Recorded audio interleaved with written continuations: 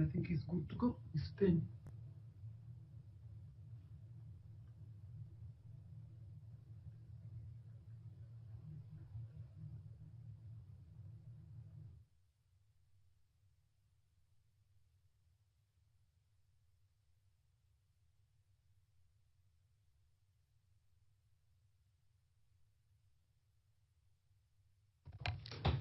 All right, we will obey.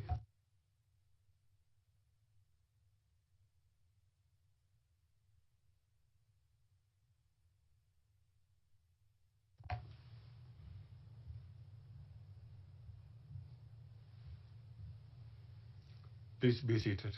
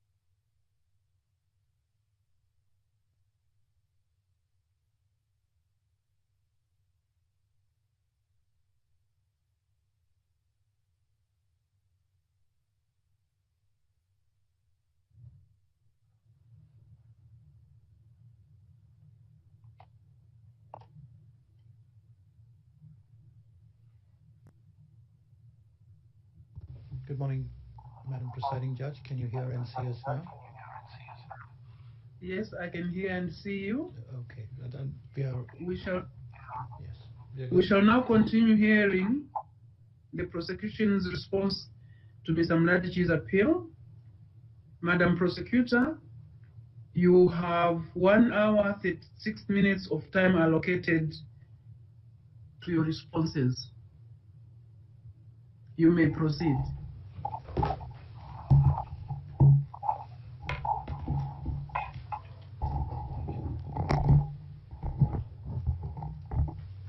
Thank you, Madam Presiding Judge. Before the break, I set out a roadmap of 4 arguments that I'll address in relation to the murder operation.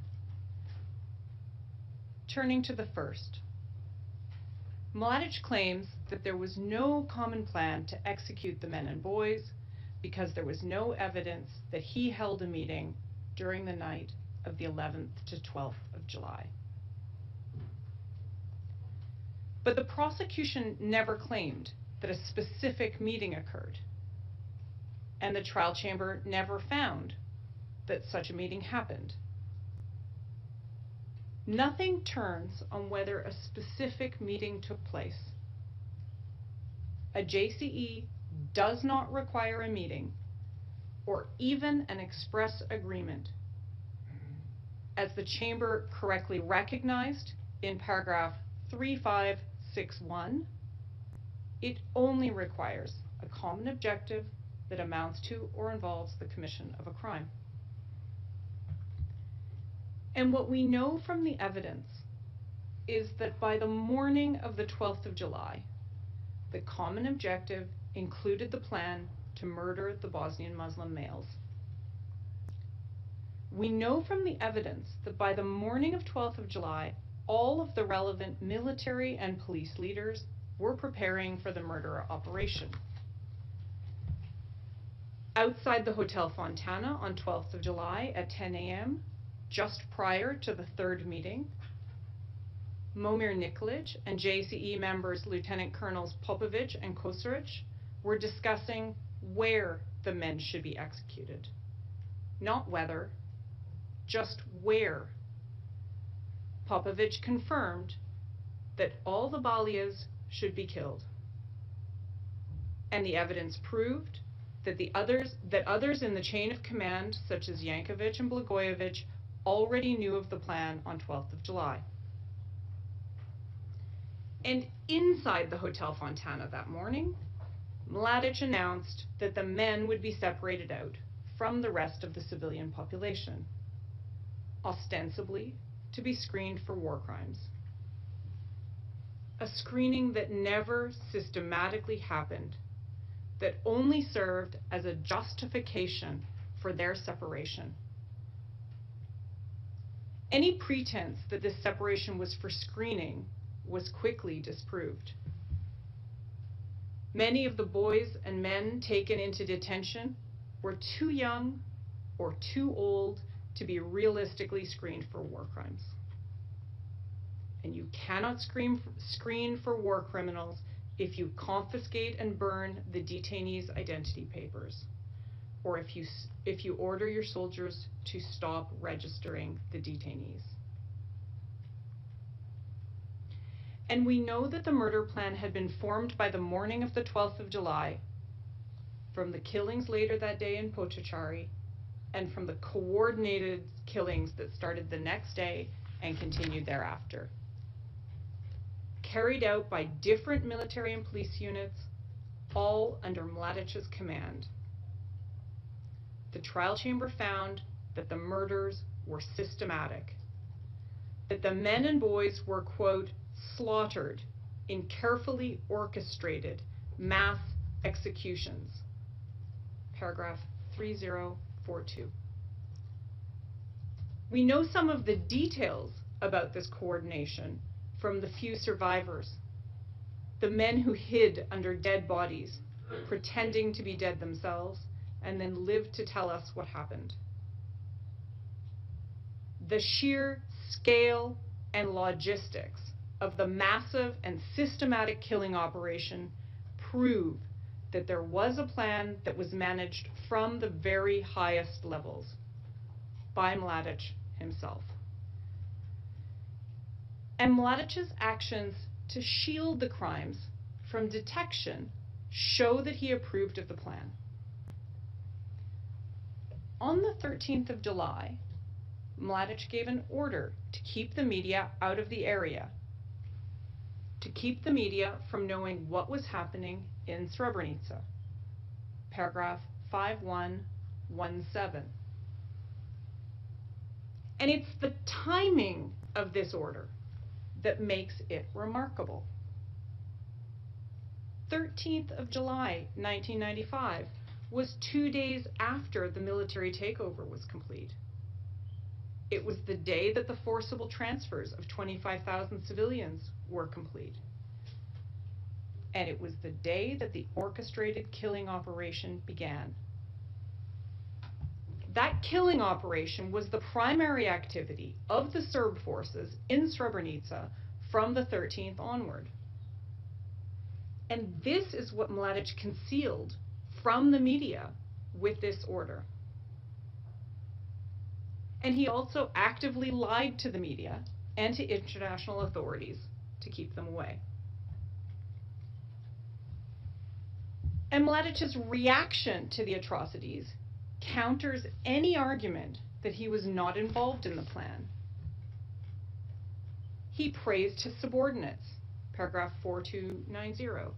He never punished them for their actions, paragraph 4968. And instead, he devoted further VRS resources to cover up his crimes. And as I explained yesterday, in reaching its conclusion that the JCE's objective had expanded to include the killings, at least by the morning of the 12th of July, the trial chamber was entitled to rely on evidence concerning events before and after the night of 11th and 12th of July. And I would again refer your honors to the cases I mentioned yesterday in Slobodan Milosevic and the Perlic appeals judgment, amongst others. Mladic cannot show error in the chamber's conclusion that a decision had been taken by the morning of the 12th of July to murder the men and boys. And I would note here that the video recording of a chamber staff member offering his personal views, which are not part of the record, does not shed any further light on this topic.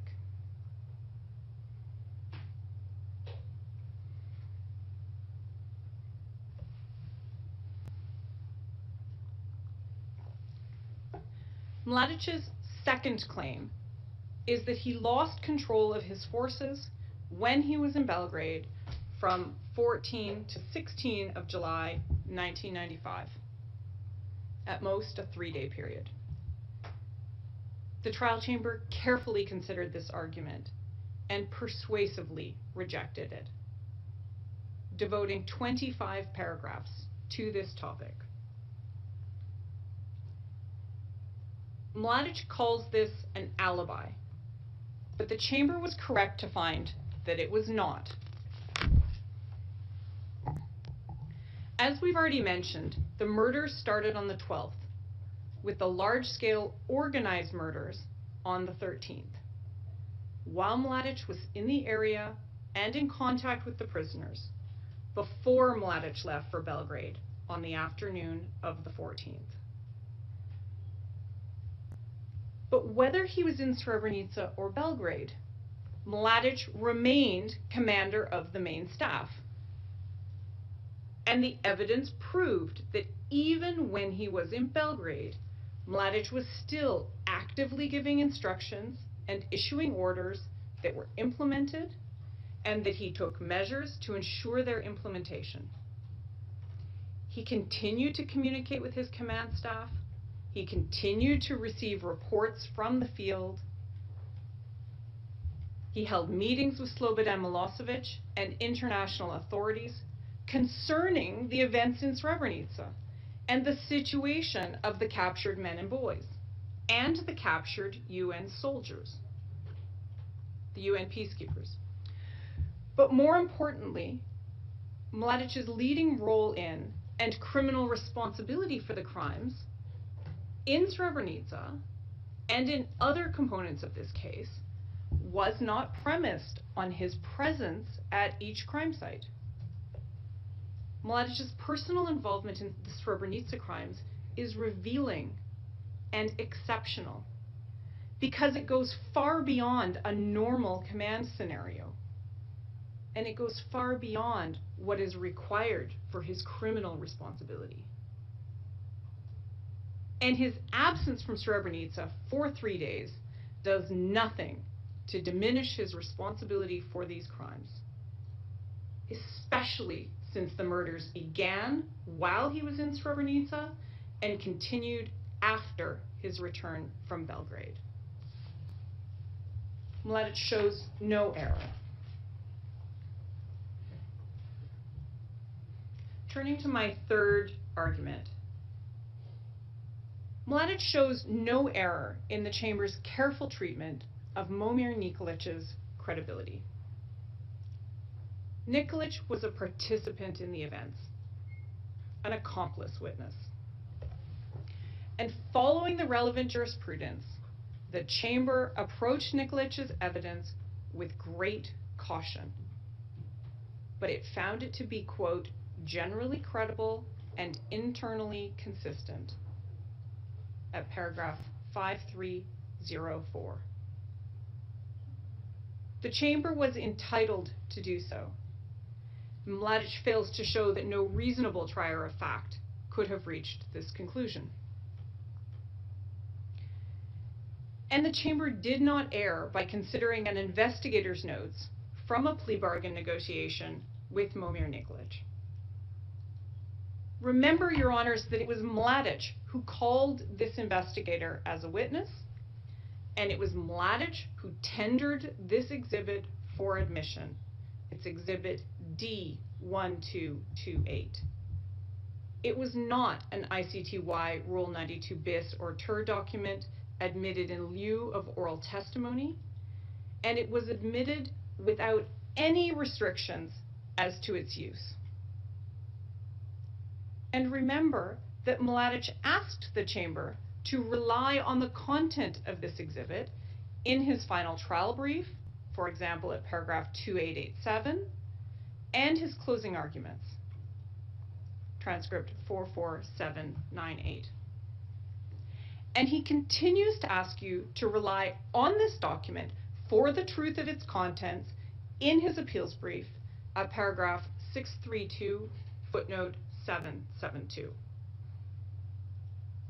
In any event, he fails to cite to any actual finding of the trial chamber that rests on this evidence. Mladic fails to show that the trial chamber erred in its cautious and careful assessment of Nikolic's evidence. Finally, Your Honors, the trial chamber properly evaluated the status of the victims of the Srebrenica killings. The defense has argued that the trial chamber erred in finding that all of the victims were civilians.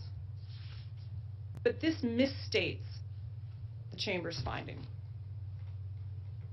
For Mladic's individual criminal responsibility for each of the murder incidents, the trial chamber found that the victims were not actively participating in the hostilities at the time of their death. Paragraph 3062. It did not find that all of the victims were civilians. It even acknowledged that it was unclear whether some of the victims were civilians or combatants. But for those incidents, it found that the victims were detained by the Bosnian Serb forces at the time that they were killed. So they were, in technical terms, hors de combat, or out of combat. And persons who are hors de combat may not be legitimately killed. Their killings are murder. And when there was any doubt, then the chamber excluded those deaths from the conviction. And I would refer you, for example, to paragraph 2660 of the judgment, where the chamber considered evidence of dead bodies along the column's path. The defense shows no error in the trial chamber's careful and conservative approach to this issue.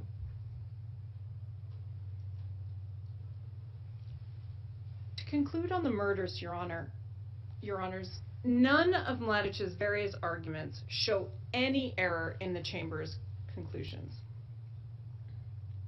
To succeed, he would have to convince Your Honors of an impossible conspiracy involving a complete breakdown of the chain of command, where rogue elements in the army and police and civilian authorities conducted a highly complex, massive, coordinated killing operation without Mladic's knowledge or involvement.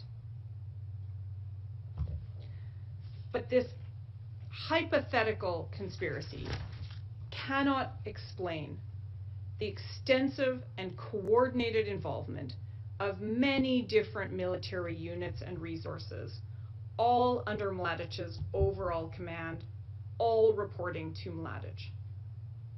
This includes the police forces that were resubordinated to him for this important operation. And it also includes what my learned friend has referred to as the security chain of command, which the record proves was subordinated to Mladic.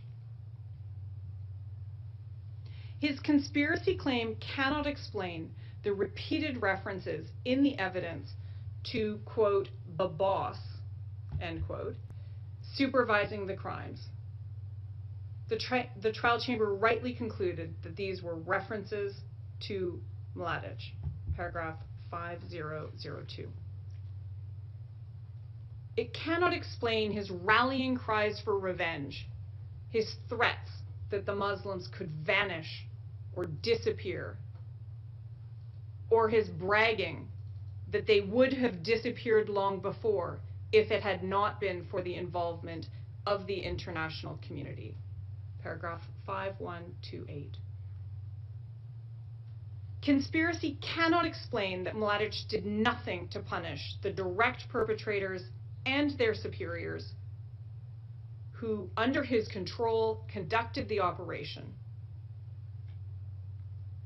It cannot explain Mladic's praise for his soldiers in the conduct of this operation, even after the world understood that this was a genocidal massacre. And it cannot explain Mladic's participation in the concealment of these crimes by issuing orders to exclude the media or lying to international representatives. Nor can it explain Mladic's involvement in the cover-up, devoting military resources to rebury the bodies in order to hide the crimes.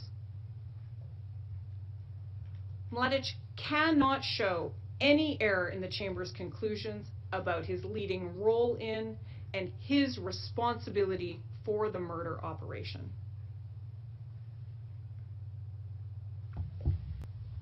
Your Honors, based on the evidence showing his extensive involvement, the Chamber correctly found that Mladic shared the intent for the crimes and that his contribution was so instrumental that without Mladic, the crimes in Srebrenica would not have been committed as they were. Paragraph 5098 of the judgment. In conclusion, Your Honors, none of Mladic's arguments show any error in the Chamber's analysis of Mladic's criminal responsibility in Srebrenica. And for these reasons, and those set out in our brief, Ground 5 should be dismissed. And with that, Your Honors, I'd like to turn over the podium to my colleague, Ms. Goy.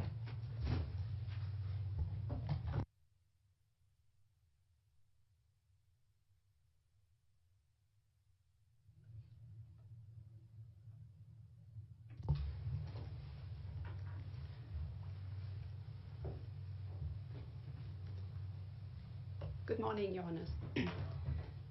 I will address grounds 1, 2, and 9 of the prosecution's response. For the remainder of the grounds, we rely on our brief. Starting with ground 1. The indictment put Mladic on notice of all charges. In relation to the crime base, it set out the material facts, the locations, the time frames, the victim groups, the perpetrator groups, and the ways the crimes were committed. The case law is clear.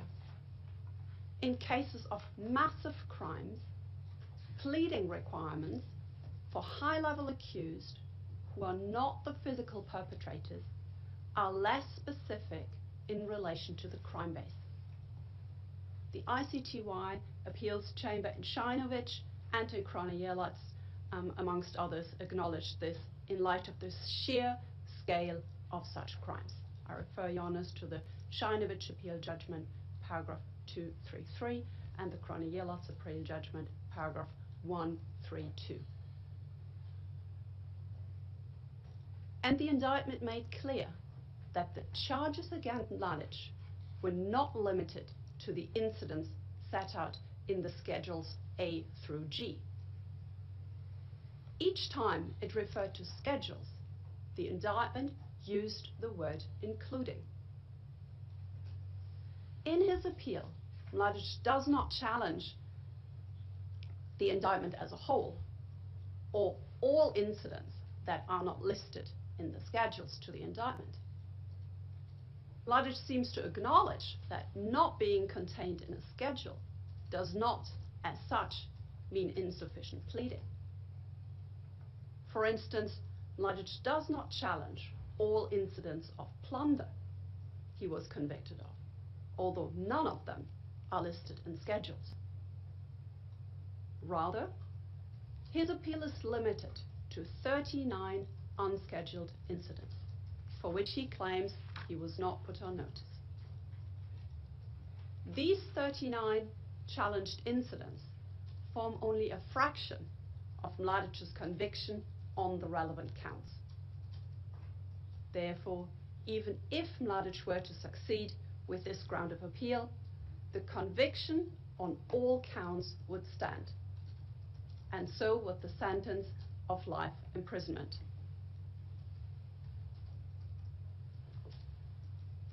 In any event, Mladic's arguments under this ground of appeal should be rejected. Not only did the indictment put Mladic on notice of the material facts, for all but 3 of the challenged incidents, he was put on further notice through other pleadings, in particular the prosecution's pre-trial brief and the Rule 65 TER summaries. These are the summaries of what each witness on the prosecution's witness list was expected to testify about. Your Honours will find the details in relation to every challenged incident in the table in paragraph 20 of the prosecution's response brief. Any potential vagueness of the indictment was cured by this additional information about these incidents. Mladic himself acknowledges that notice can be provided through an announcement in the summary of witnesses' evidence in the so-called 65 TER filings. Even on Mladic's own argument, many of the challenged incidents were properly notified, since they were contained in the 65 TER summaries. Now I refer Your Honours to paragraph 15 of the prosecution response brief. In her argument in court yesterday, my learned friend Ms. Baggott made a distinction between the incidents that were specifically labelled unscheduled incidents in the Rule 65 TER filings and those where this term was not used. The defence seems to have withdrawn the appeal with regard to incidents where the Rule 65 TER filings used the words unscheduled incidents. And I refer Your Honours to the transcript from yesterday, pages 22 and 23. This withdrawal seems to cover at least the following 4 incidents. Srebrenica Incident V of the 18th of July 1995. I refer Your Honour to response brief footnote 68. Sniping Incident O of the 10th of December 1994. Refer Your Honours to the response brief footnote 106. And the 2 shelling incidents I and K on Getiovar Street of the 22nd and the 28th of June 1995. And I refer Your Honours to the 65 TER witness list at page 230, paragraphs 7 and 8. So we understand from the submissions Ms. Baggott made yesterday that these incidents no longer form part of the appeal. And I note here that in other filings, the prosecution also explicitly referred to a number of challenged incidents as unscheduled incidents. I refer Your Honours to the prosecution motion for judicial notice of adjudicated facts of the 9th of December 2011, Annex C pages 220 and following. Your Honours will find the specific references in the table in paragraph 20 of the prosecution response brief, and to the Rule 92 bis motion referred in footnote 80 of the prosecution response brief. But even when the filings did not use the words unscheduled incident, they put the accused on sufficient notice. Some incidents are described in the prosecution's pretrial brief. Again, Your Honours can find the references in the footnotes to the table in paragraph 20 of the prosecution response brief. For others, the Rule 65 terse summaries themselves provided further notice.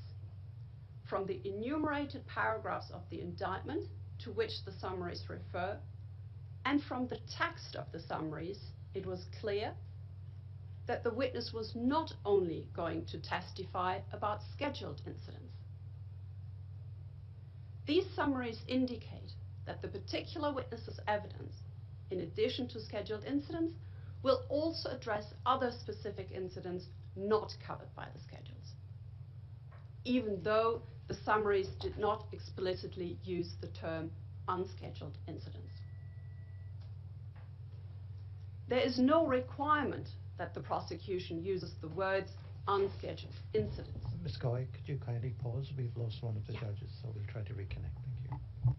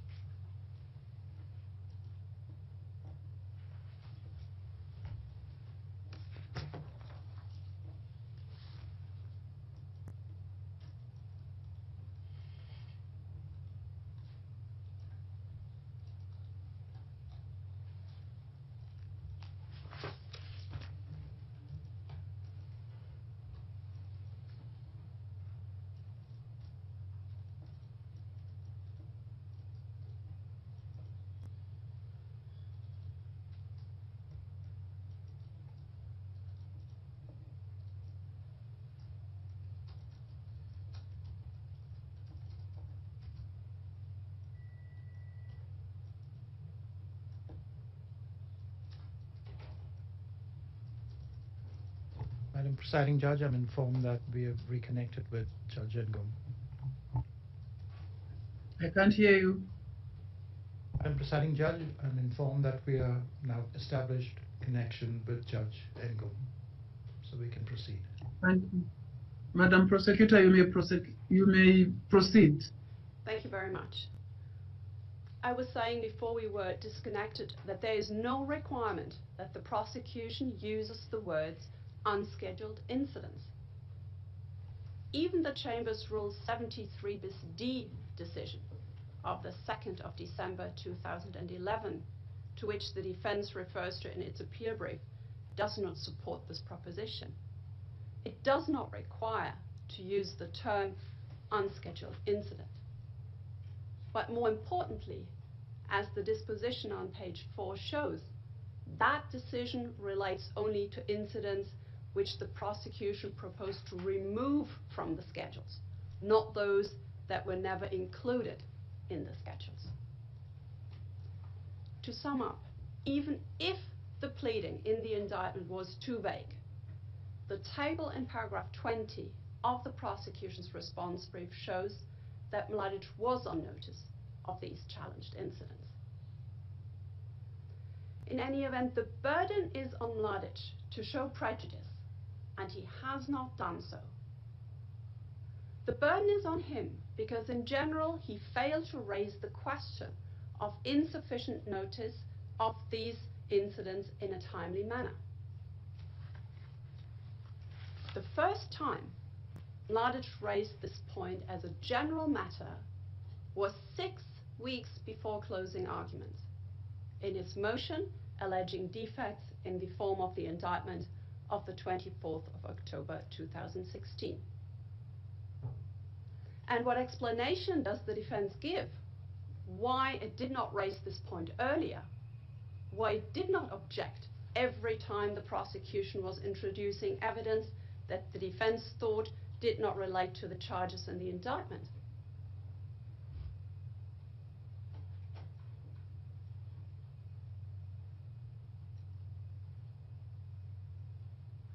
The slide.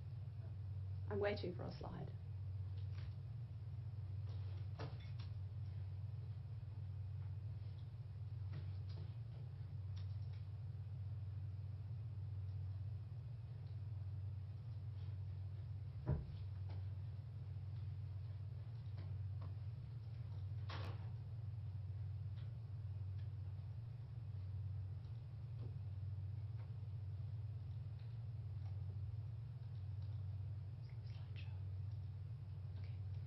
The defense said that it, quote, did not systematically respond to evidence it considered, based on the Chamber's guidance, extraneous. It is not the defense's role to encourage the prosecution to sharpen its case and use its time effectively, end quote. That's from the defense motion for reconsideration of the 7th of December 2016, paragraph 9.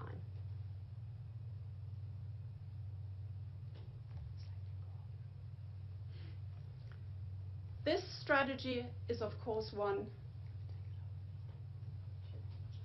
that the defense can choose, but there is a serious risk involved.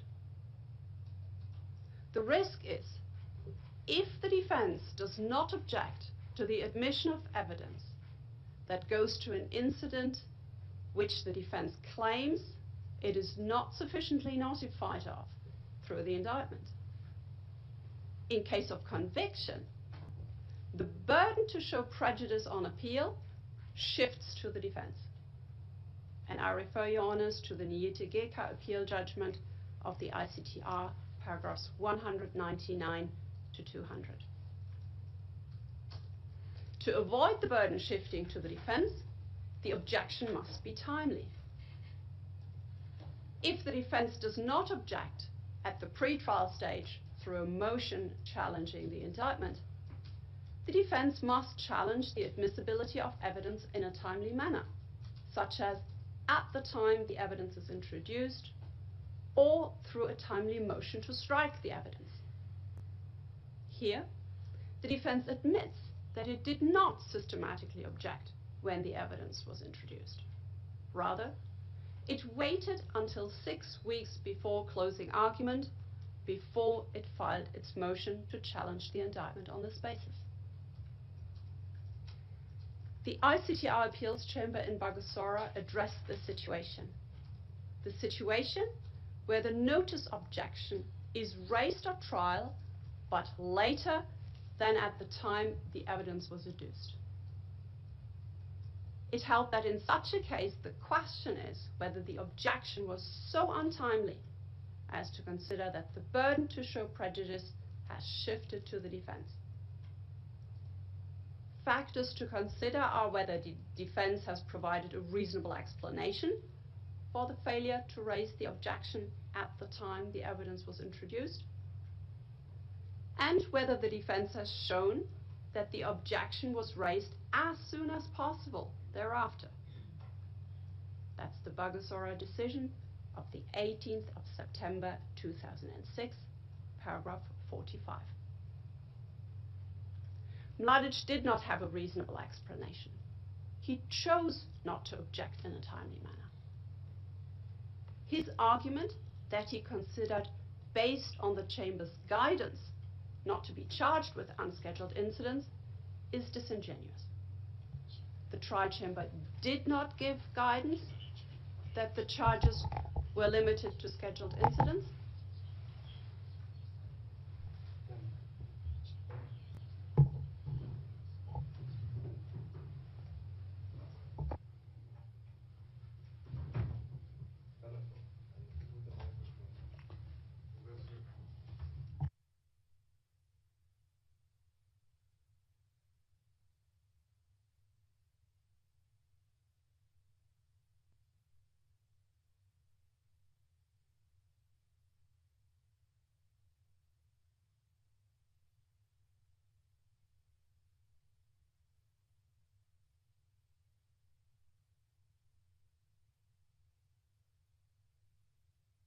Mr. Mladic has asked that he's been expecting for some time now that the learning counsel on the other side would show what she's talking about, which she has not done. He's talking about some kind of slide. I don't know whether he's able to actually understand what is being presented. If it would be helpful, we could maybe show the slide again with your honest permission.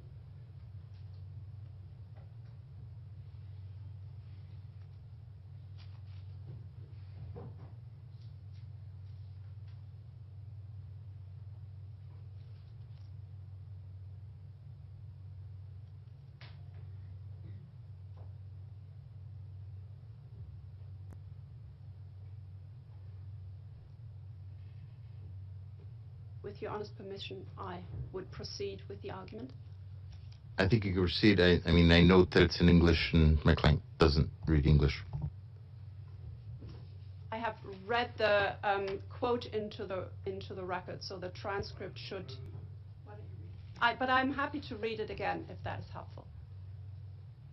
The quote says, "The defense did not systematically respond to evidence it considered, based on the Chamber's guidance, extraneous. It is not the defense's role to encourage the prosecution to sharpen its case and use its time effectively," end quote. That's from the defense motion for reconsideration of the 7th of December 2016, paragraph 9.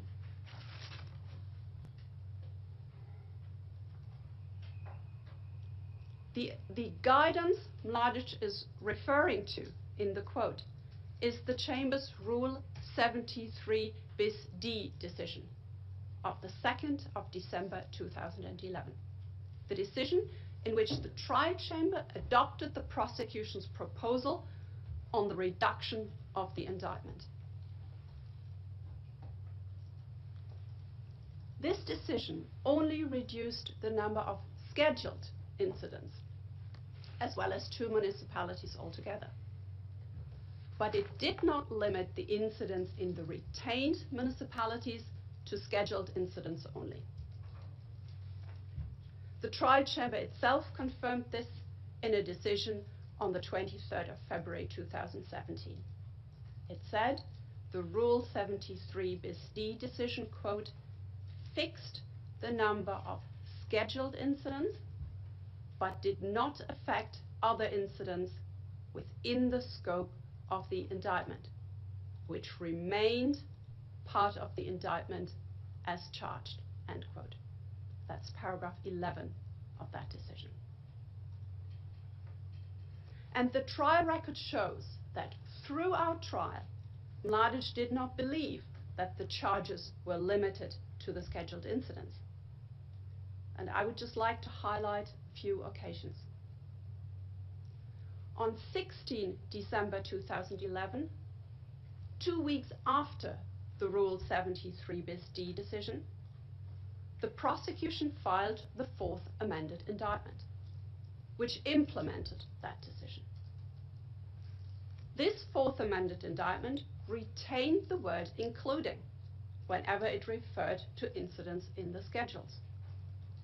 The word including shows that the indictment was not limited to those schedules. And Mladic did not bring a preliminary motion to challenge this fourth amended indictment at that time. Mladic's conduct during trial further demonstrates that he knew the charges were not limited to scheduled incidents.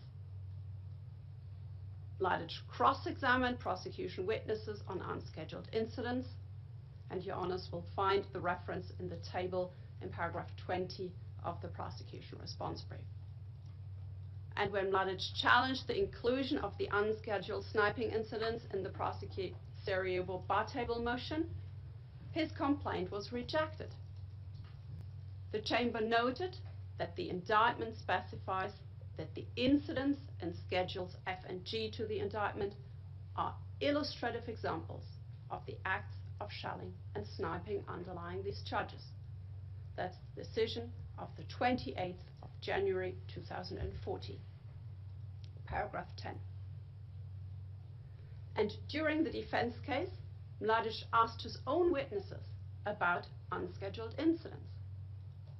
For example, he asked his own expert witness, Zorica Subotic, to address unscheduled incident G.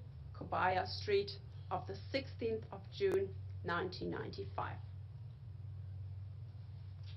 I refer Your Honour to transcript page 39546 and following. Why would Mladic have done this if he did not think these incidents formed part of the charges against him?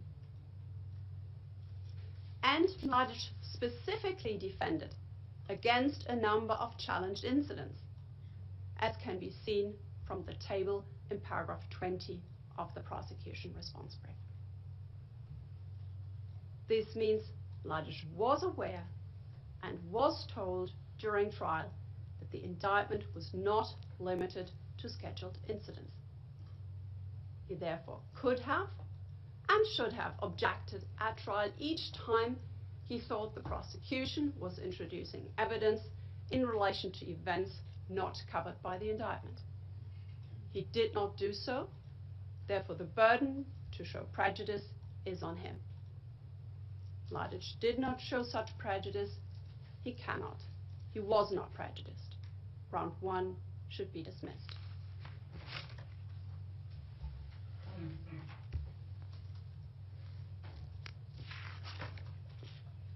I'm turning to ground 2. Mladic fails to show error in the trial chamber's use of adjudicated facts. ICTY, ICTR, and mechanisms jurisprudence have carefully struck a balance between using adjudicated facts in the interest of expediency and the procedural rights of the accused, including the right to confront one's accuser. Generally, facts can be proven solely through adjudicated facts, even those facts that relate directly or indirectly to the guilt of an accused. This has been recently confirmed by the Karadzic appeal judgment in paragraph 121. To protect the rights of the accused, there are 3 important limitations to the use of adjudicated facts. 1, they cannot be relied upon to establish acts conduct and mental state of the accused. 2, they can be rebutted. And 3, taking judicial notice in any event remains within the trial chamber's discretion. The trial chamber in this case was mindful of these limitations, and Mladic's attempts to show errors fail. First, Mladic does not show error in the trial chamber's use of adjudicated facts concerning the conduct of Mladic's proximate subordinates. Second, he does not show that the chamber applied the wrong test when determining whether an adjudicated fact was rebutted. And third, Mladic fails to show error in the trial chamber's treatment of adjudicated fact 1476. Ms. Goy, could you kindly pause? We've lost one of the judges again. Yeah.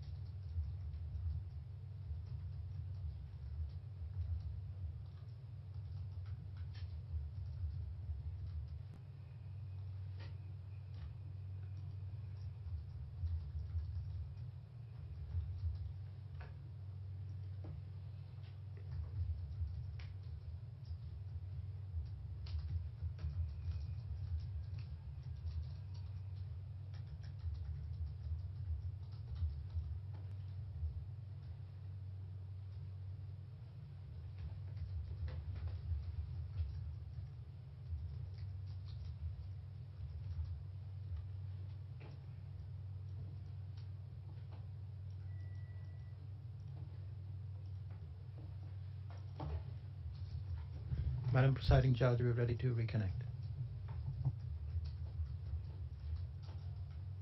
We can proceed. Thank you. I was just giving Your Honours the roadmaps of the 3 points I was going to make, and maybe it's best that I just repeat this list. So first, Mladic does not show error in the trial chamber's use of adjudicated facts concerning the conduct of Mladic's proximate subordinates.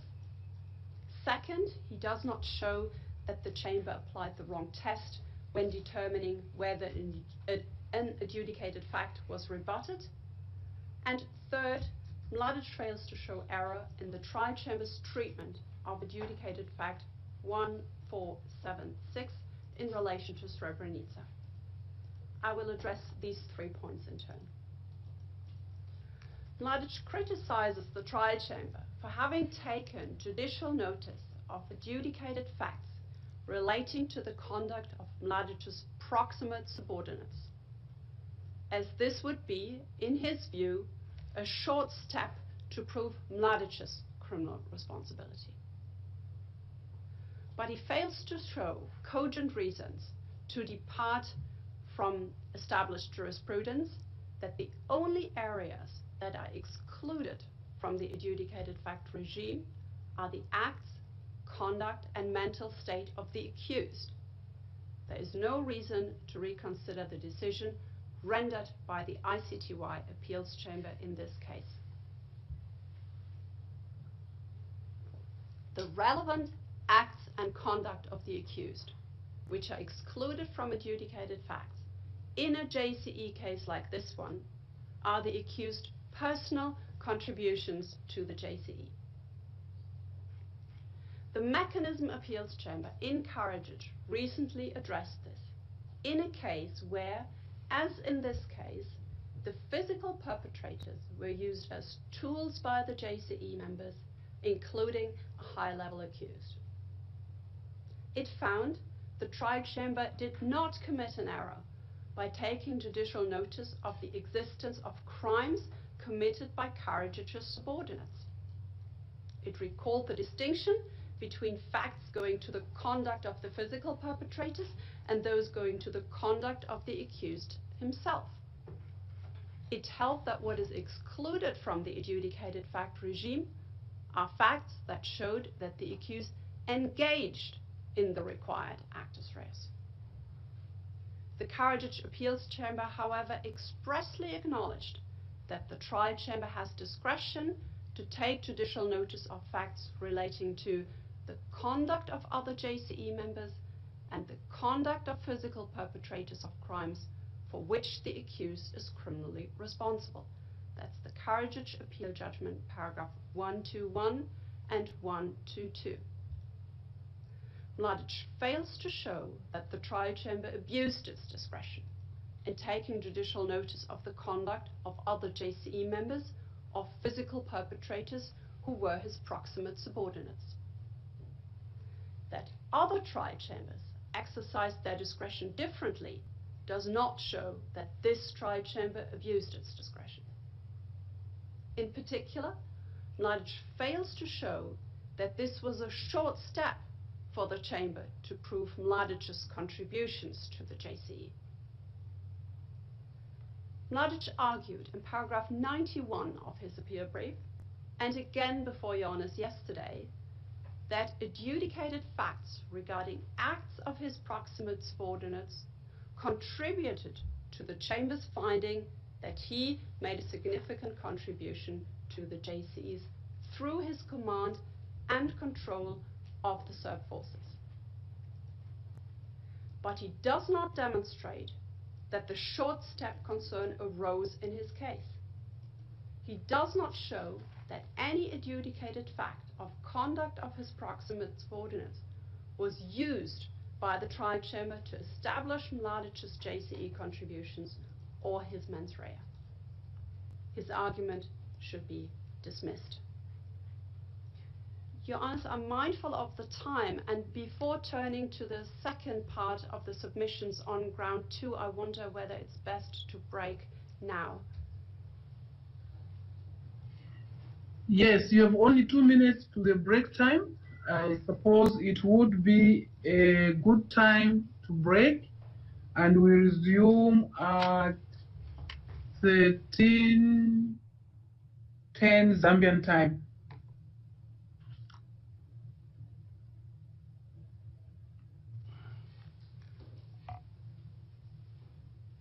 Rise. All right, we will be.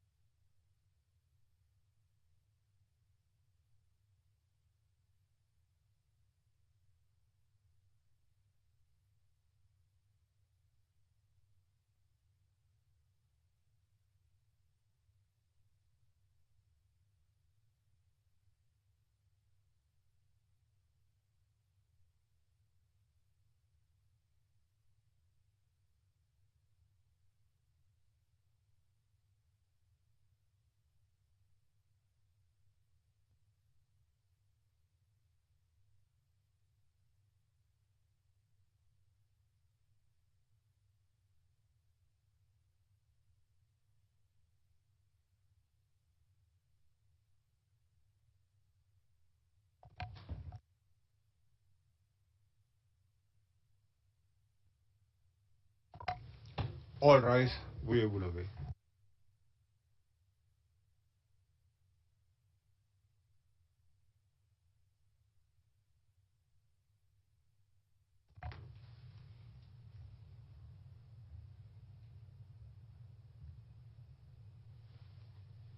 Please be seated.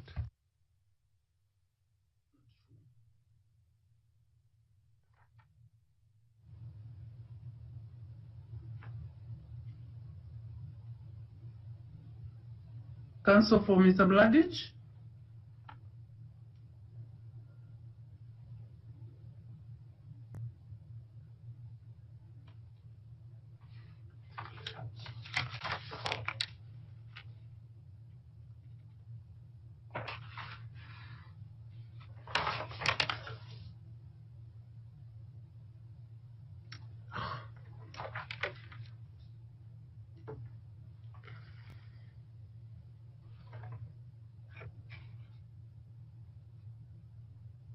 Madam Presiding Judge, good afternoon. Can you hear and see us clearly? I can hear you. I am waiting. Yes. Yes, we are ready to proceed from our end, Judge. Yes.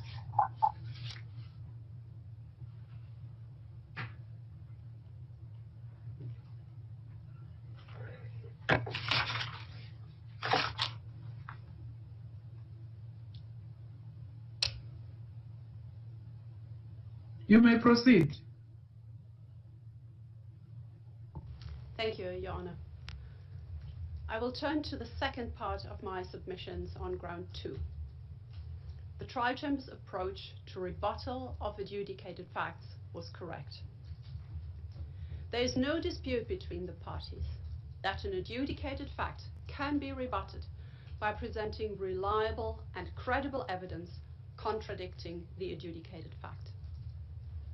That one way of presenting rebuttal evidence is for the defense to present contrary evidence during the defense case. And that prosecution evidence can also rebut adjudicated facts, as recently confirmed in the Karadzic appeal judgment in paragraph 129.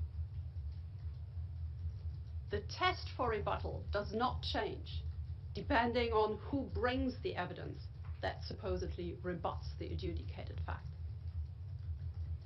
For rebuttal through prosecution evidence, this means if the defense can point to prosecution evidence contradicting an adjudicated fact, and if that prosecution evidence is reliable and credible, the adjudicated fact is rebutted. The trial chamber applied this throughout the judgment and found in a number of instances that prosecution evidence did rebut adjudicated facts. I'm referring, Your Honors, for example, to trial judgment paragraph 787, 829, 1156, and 1263. But not every weakness in the prosecution's evidence amounts to rebuttal of the adjudicated facts. The defense's general statement that rebuttal evidence comes in the form of identifying weaknesses in the evidence presented by the prosecution is not correct.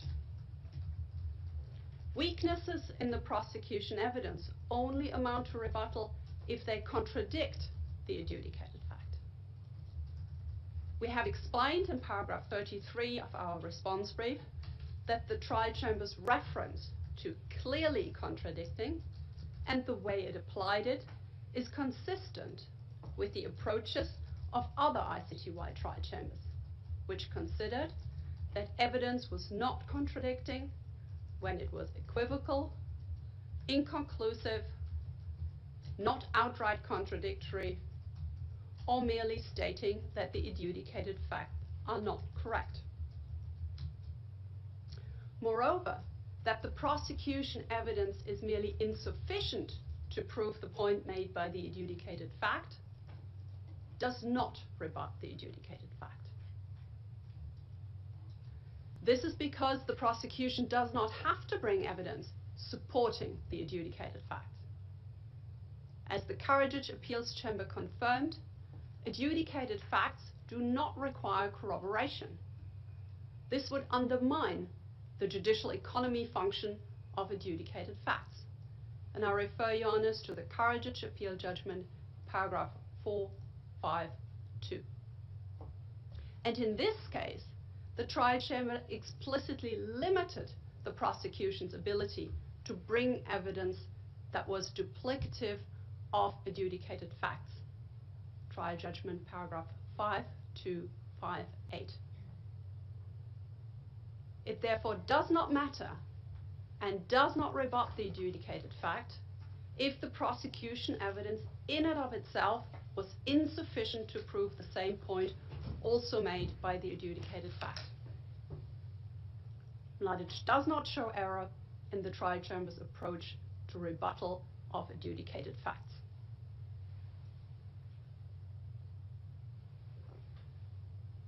I would like to end my submissions on ground 2 with a few words in relation to one particular adjudicated fact.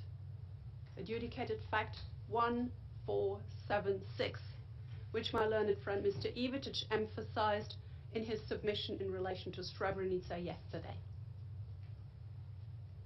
According to Srebrenica-related adjudicated fact 1476, between 7,000 and 8,000 Bosnian Muslim men were systematically murdered.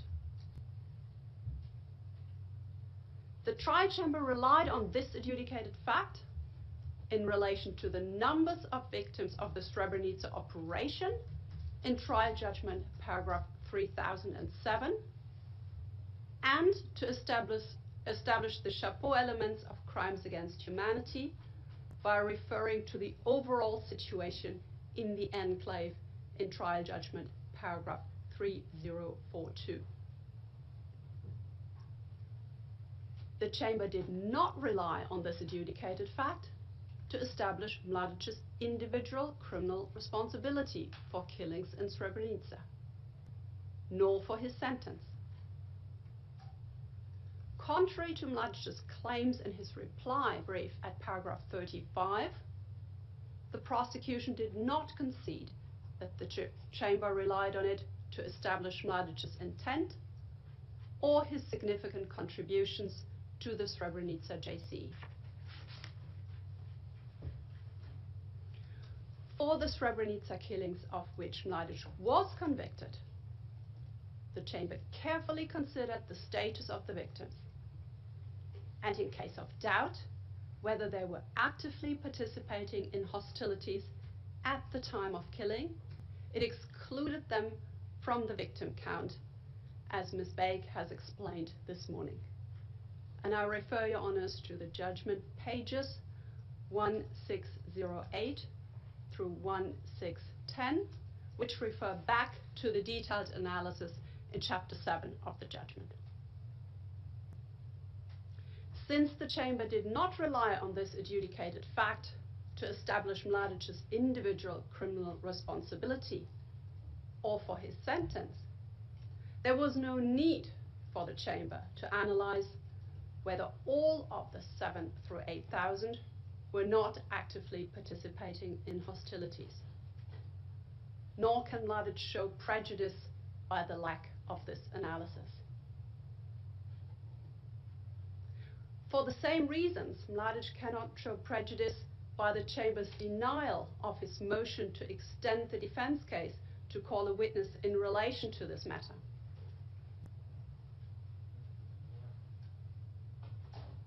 Mr. Could you kindly pause? Thank you.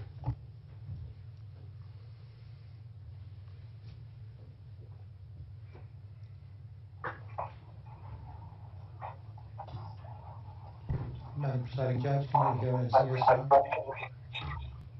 I can hear you, but I cannot see you or the courtroom. Yes, we will establish connection. Thank you.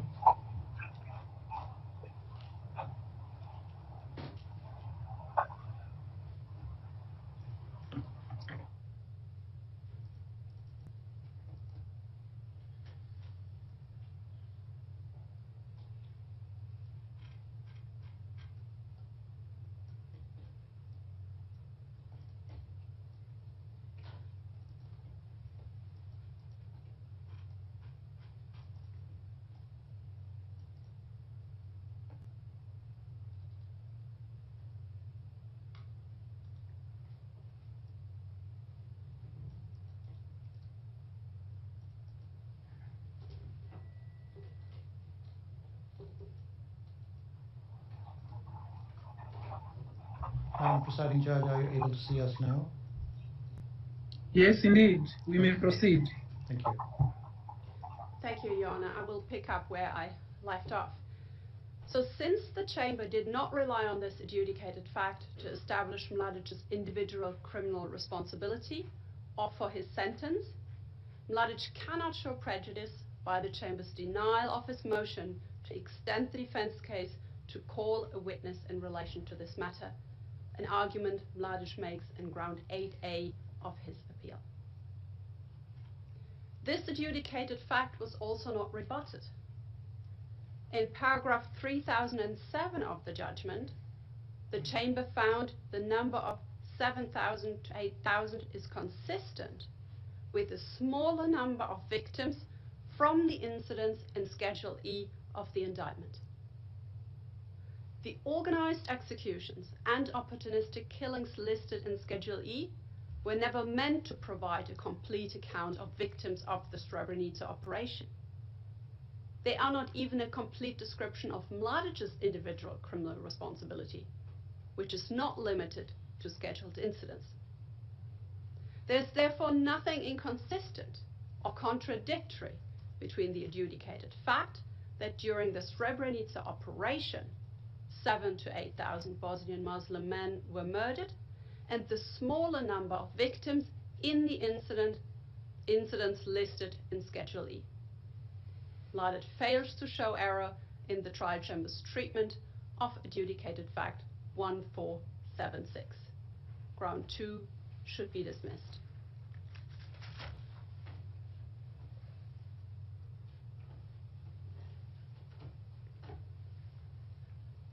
Your Honours, let me end the prosecution submission today with ground 9, sentencing.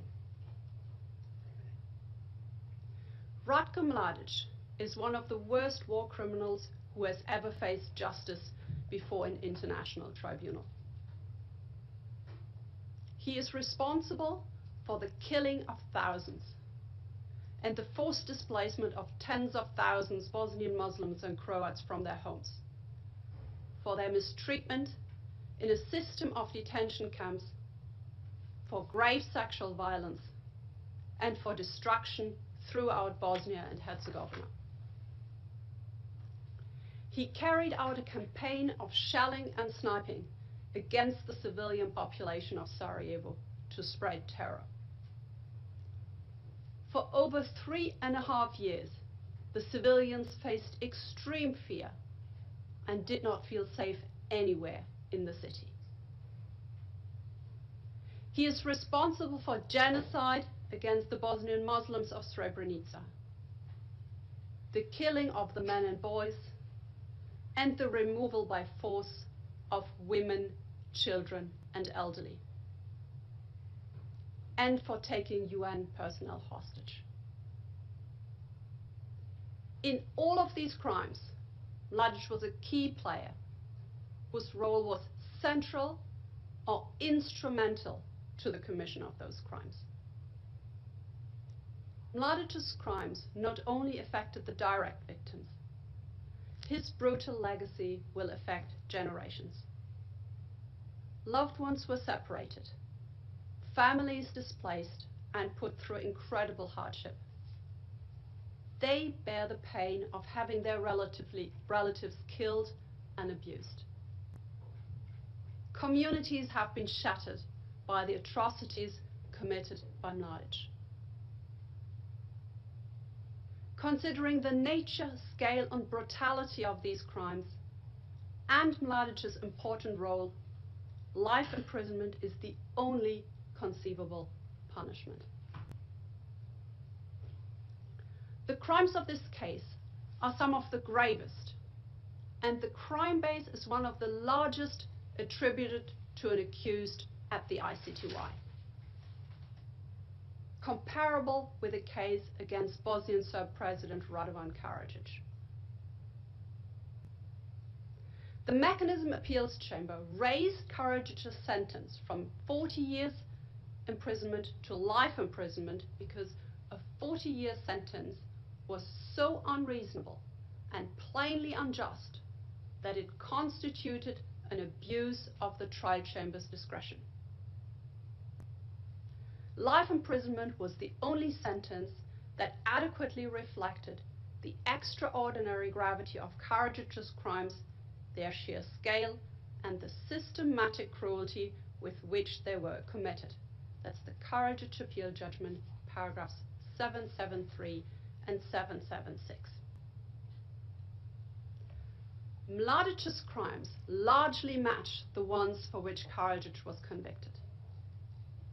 For Mladic too, life imprisonment is the only conceivable sentence. Nothing less than the maximum sentence is appropriate. Indeed, other cases which dealt with only parts of the crime base for which Mladic is responsible have also resulted in life sentences. Mladic's subordinates Popovic, Biara, and Ptolemir were sentenced to life imprisonment for committing genocide in Srebrenica. Galic, another one of Mladic's subordinates, received a life sentence for shelling and sniping in Sarajevo during a shorter period than Mladic. All of them were his subordinates, and all of their conduct is attributed to Mladic. This not only shows that life imprisonment is the only adequate sentence, but also that the gravity of Mladic's crimes far surpasses the threshold for life imprisonment. The horrors he committed in each of the three major components of this case call for a life sentence on their own. In our response brief, we have set out why the trial chamber did not commit an error in its consideration of aggravating and mitigating circumstances. But even if the chamber committed an error, in light of the gravity of the crimes, no error in relation to these circumstances can reduce the sentence below life imprisonment. Any other sentence would, in the words of the Karadzic Appeals Chamber, be unreasonable and plainly unjust. Ground 9 should be dismissed. For the remainder of the grounds, we rely on our response brief. To conclude, Your Honours, Mladic's appeal should be dismissed in its entirety and his life sentence should be upheld. This ends the prosecution response.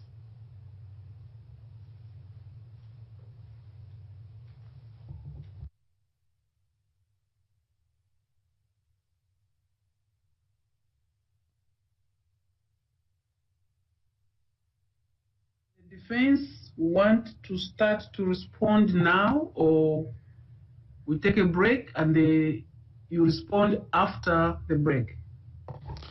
Thank you, Your Honor. That's actually what we were going to recommend, since we do have some of our reply in written form, and we'd like to print that out so that the translators and the court reporter have an easier time following us. And I think we hopefully then will even conclude earlier than the time allotted. So taking a break now of, I don't know, 20 minutes or so should allow us to print up copies of what we do have already prepared. Some of it will be sui sponte, but we do have some prepared notes that will help the translators. So I would ask for the break at this time. Very well. We adjourn and resume 40 minutes from now. All right. Oui, vous l'avez.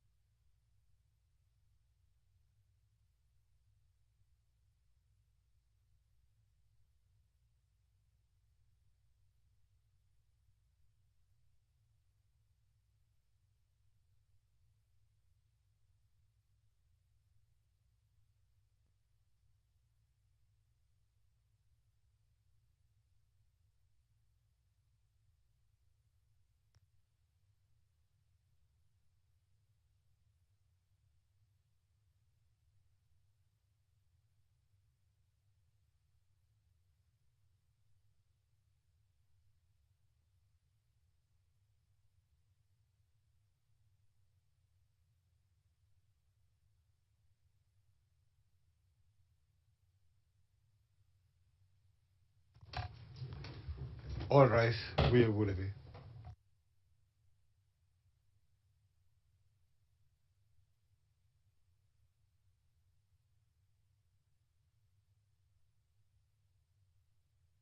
Noon.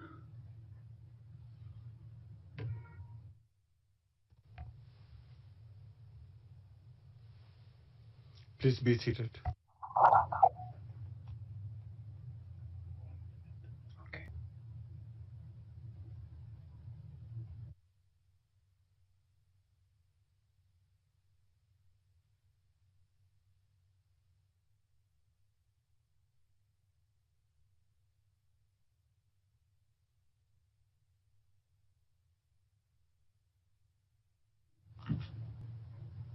The appearances as usual, I presume, and the appeals chamber will now hear defense submissions replying to the prosecution's response. Madam Presiding Judge, Your Honours, the appellant's reply to the prosecution's response will be dealt with as follows. Mr. Ivatic will address grounds 5 and 3. I will address grounds 1, 2, 4 and 9. I will then conclude the appeal on behalf of Mr. Mladic. I'll now defer to Mr. Ivatic. Thank you, Your Honors. I again make reference to my objection and reservation of rights from yesterday. My reply today is likewise limited in scope and subject to the same, due to the inability to meaningfully prepare with my client and take instruction from him as to these matters due to his diminished capacity. I will not address all of the arguments and refer you to our detailed appeal brief and reply for the remainder. I will start with Srebrenica. As to Srebrenica, the prosecution has resorted to merely reciting the precise trial chamber findings that we have claimed are results of error and subject to our appeal. Thus, they cannot act to prevent our meritorious appeal. Prosecution counsel selectively cited and miscited to the facts, some of which are crucial and which I will raise. Again, I stress, we do not deny that others, like Momir Nikolic and rogue elements of the parallel security professional chain of command, engaged in crimes. But they do not have anything to do with Mr. Mladic. I will only highlight certain key positions and evaluate them to the extent possible. Today we heard from the prosecution that the trial chamber convincingly concluded that Mr. Mladic was in command and control of coordinated actions of police and VRS units during Krivaja 95. I must correct the record here, as a plethora of evidence disregarded by both the chamber and prosecution shows that this is not the case. General Krstic of the Drina Corps was in command and control of this operation. I cite Momir Nikolic, transcript page 31355. Richard Butler, transcript T16206. RM 322. General Kovac, transcript page 41392-3. General Skrbic, P14020. And two reports by General Krstic, D288 and 289. These are just some examples. There's more, but I must move on to save time.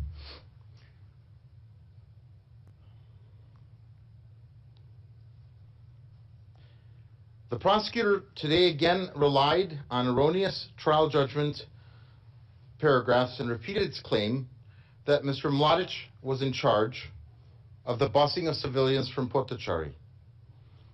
The prosecution position at trial, in its own documents and through its own witnesses, was that Momir Nikolic was in charge of this. CP 1145, page 45 to 49, and prosecution witness RM 264 at P 1446, page 1 to 15. I would be remiss if I did not note that Ms. Baig attempted to rely on a statement of Mr. Mladic before the alleged existence of the JCE to genocide, given to TV by Mr. Mladic. That is precisely the type of error we have pointed to yesterday. Bravado on TV is not akin to acts on the ground.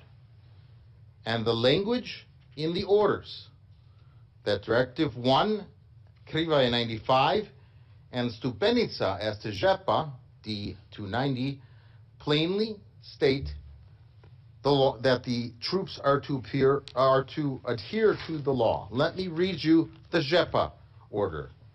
Quote, the civilian Muslim population and UNPROFOR are not targets of our operations. Collect them together and keep them under guard, but crush and destroy armed Muslim groups. That's not a crime. I think we have rather clearly, articulately already referred in detail to the Fontana meetings, and that the acts and language that were there were consistent with legitimate military goals aimed at the armed 28th Division still on the loose in the area. The prosecutor, in multiple occasions today, spoke about this column of men, and each time claimed that it was a crime to blockade and engage in combat with this armed formation.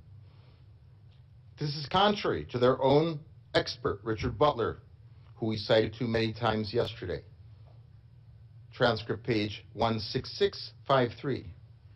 The prosecution are already abandoning ship and distancing themselves from the position of Chief Srebrenica Prosecutor Peter McCloskey at transcript page 486 about the legitimate nature of Krivaja 95.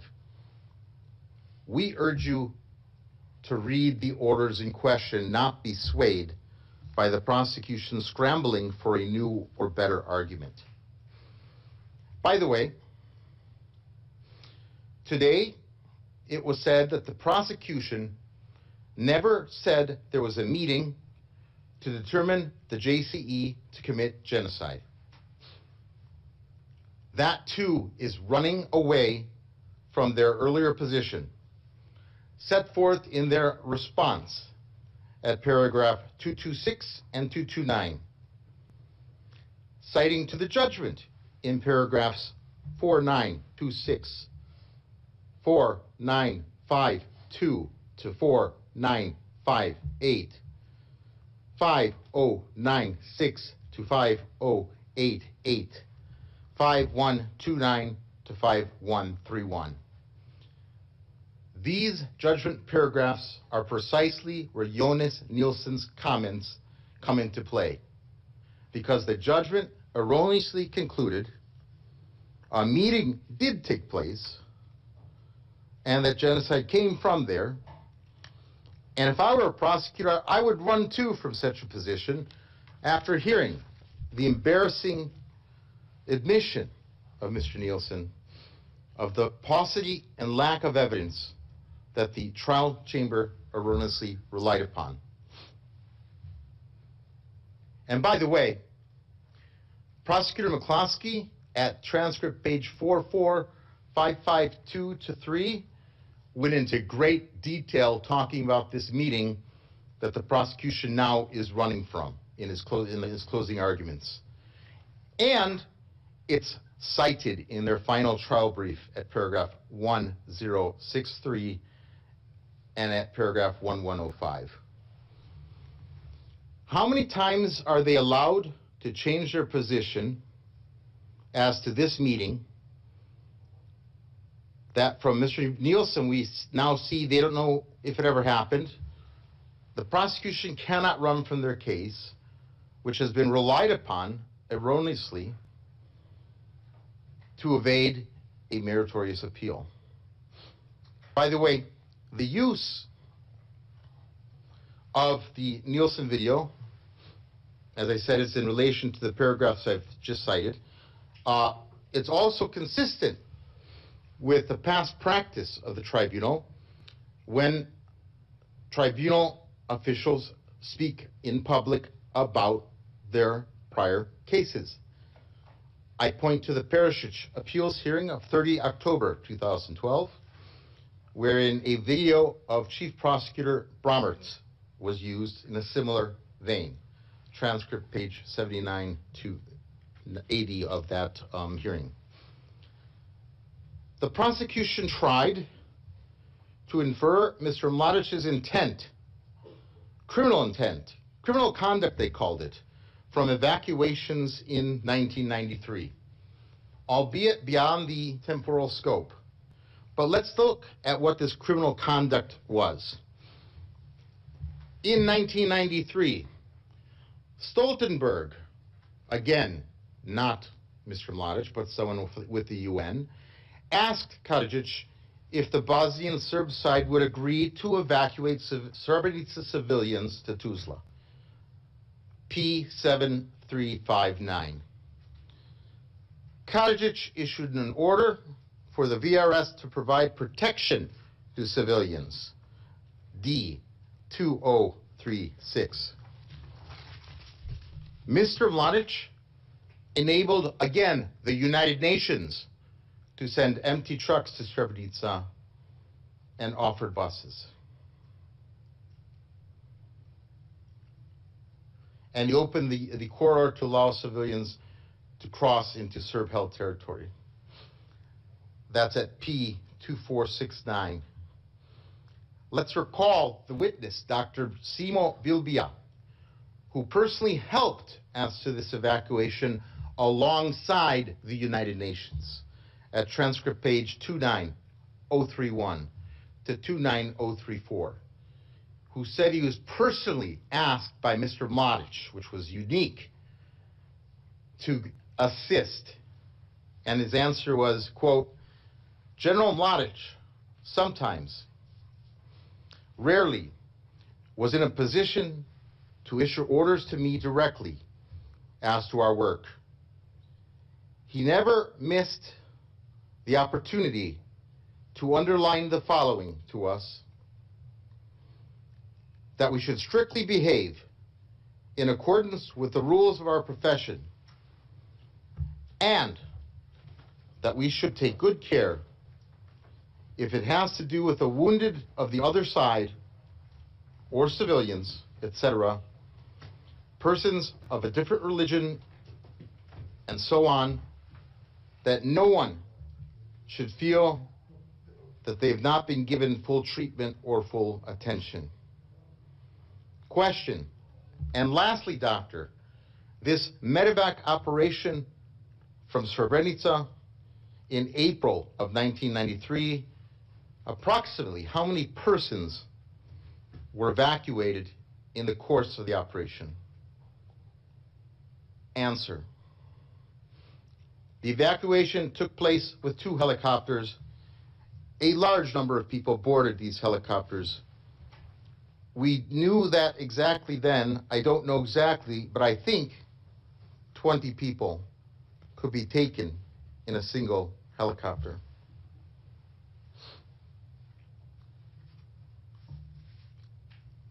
They took these people to Tuzla, and during that time, we would be waiting there, and during the day, I think there would be 4 trips.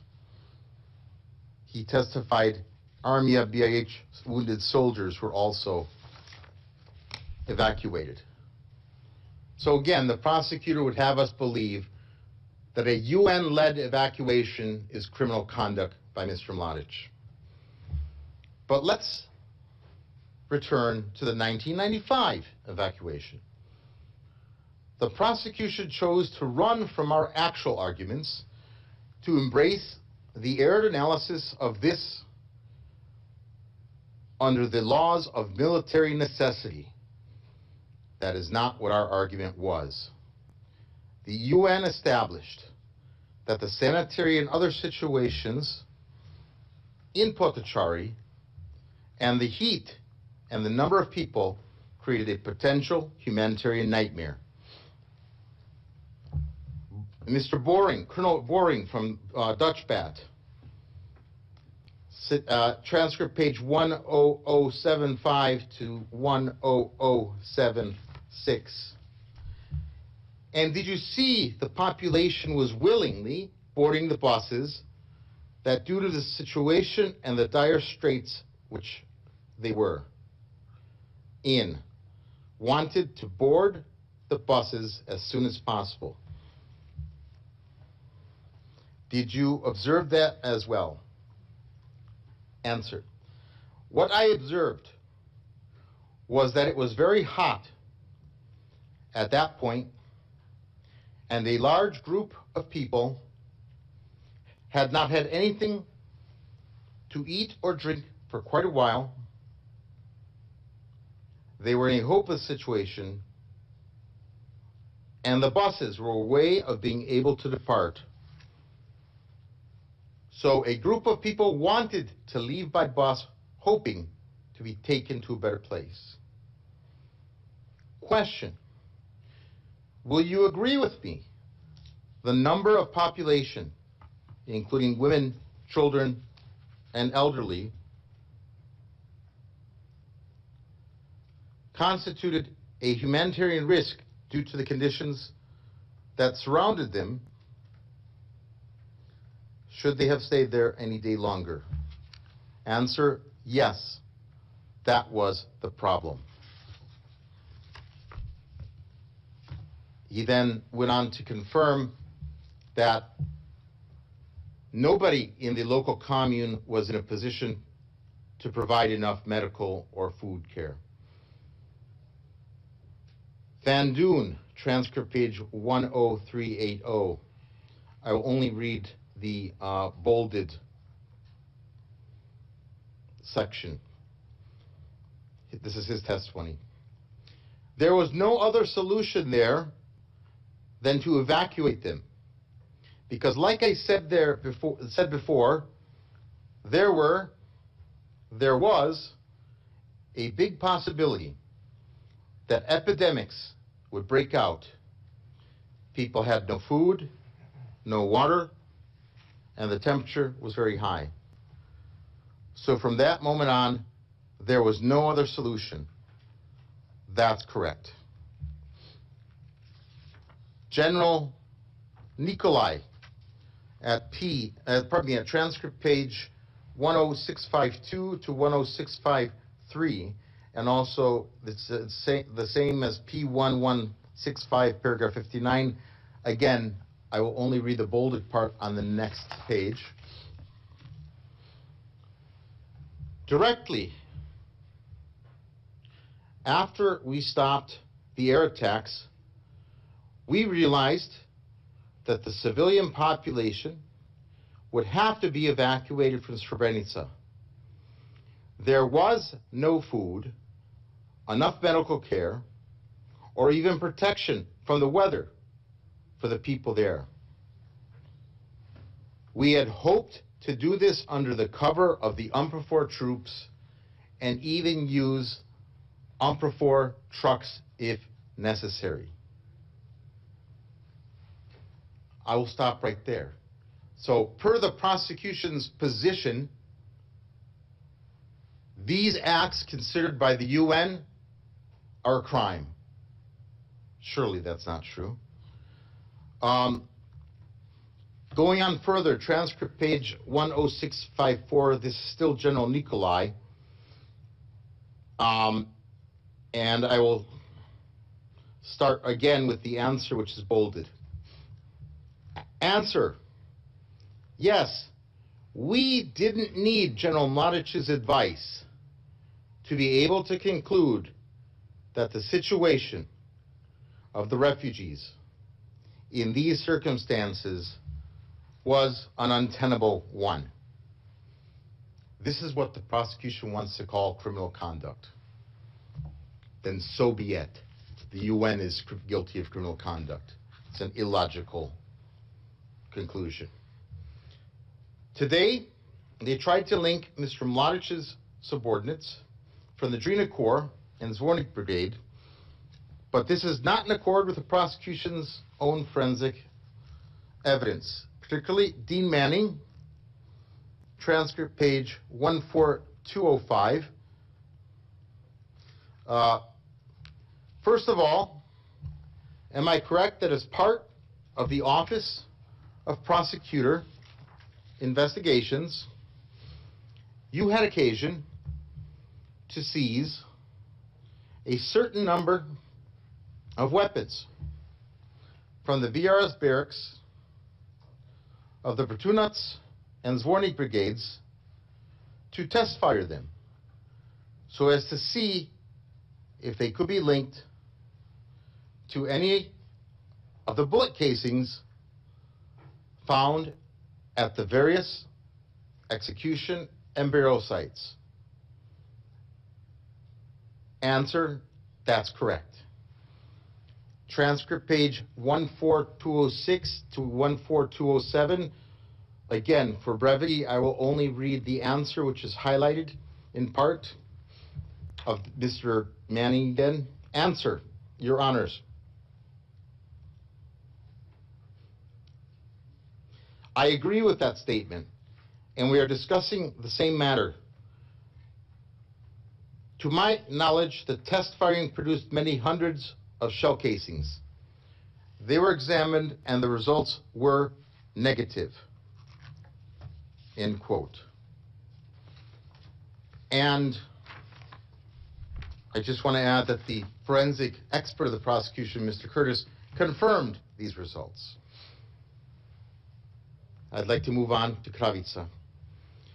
The prosecutor today several times implied that the coordinated killings began on 11 July 1995, while Mr. Mladic was still in Srebrenica. This is also false. The prosecution chief of investigations, Aaron Gallagher, testified that prior to Kravica, there were no such coordinated killings. And this is at, I will read her testimony from the transcript at pages T 12245 to 12246.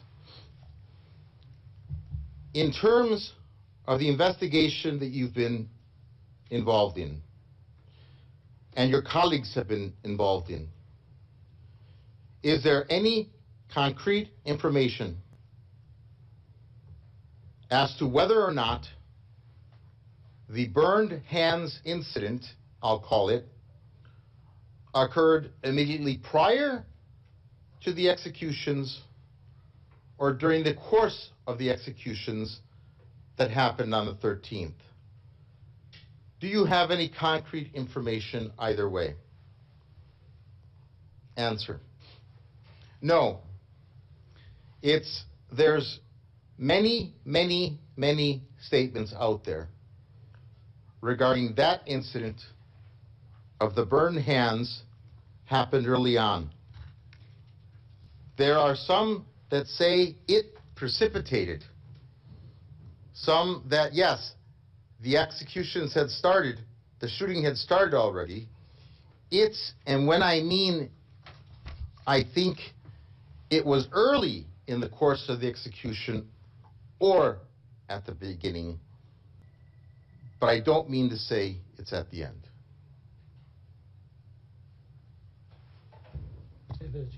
Could you kindly pause till we re-establish connection? Thank you.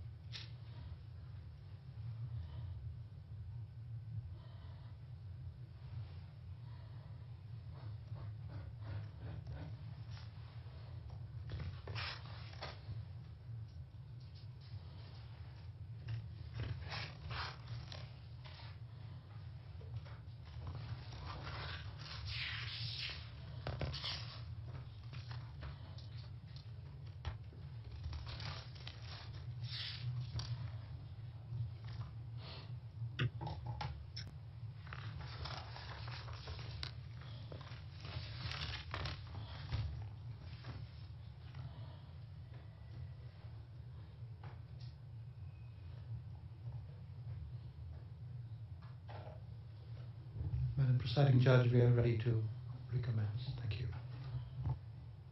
Thank you.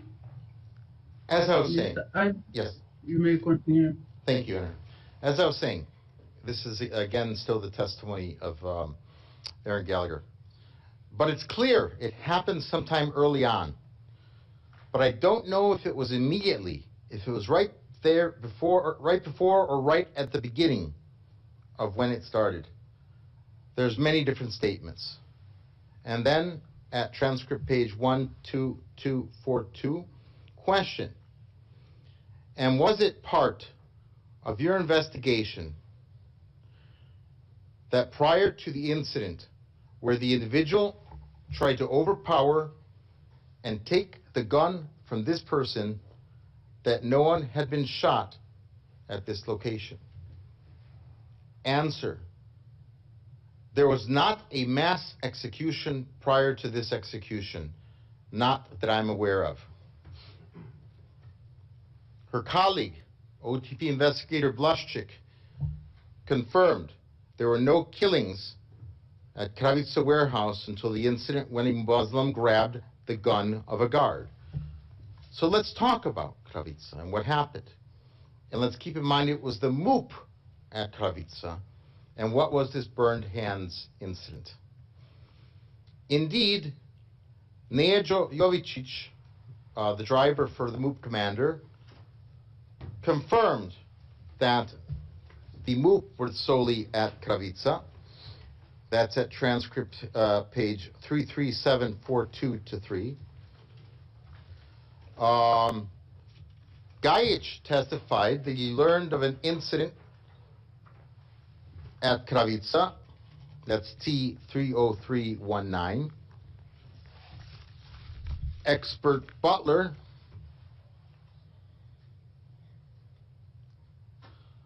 stated he is unaware of any VRS personnel at Kravica at the time of the killings. That's T16622.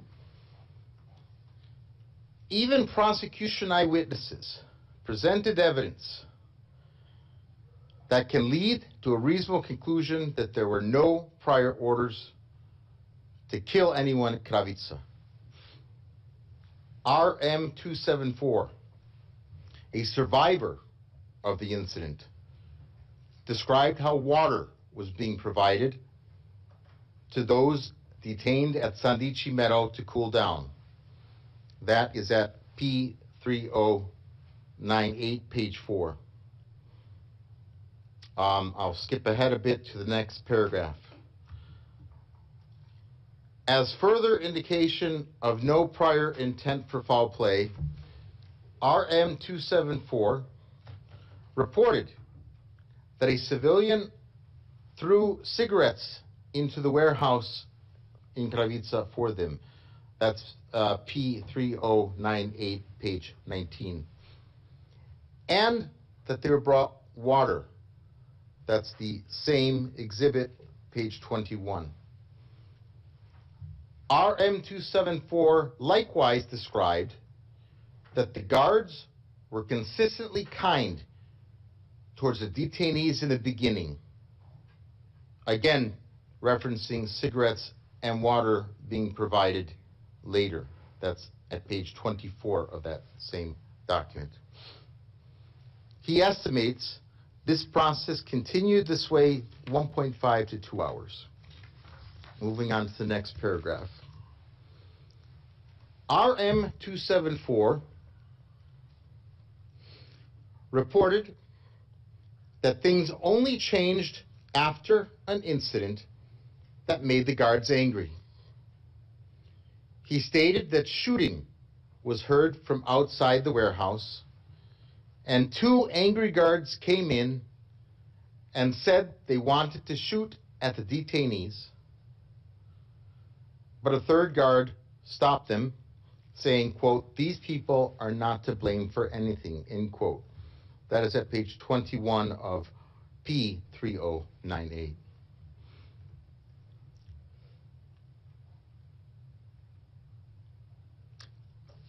This is the trigger incident where shooting went on for half an hour, for which RM-274 claims the guards were suddenly angry and were shooting into the forest with a praga, complaining that they had allowed Muslims to go peacefully and that Muslims were now attacking them. This is P3098, page 22 and 24.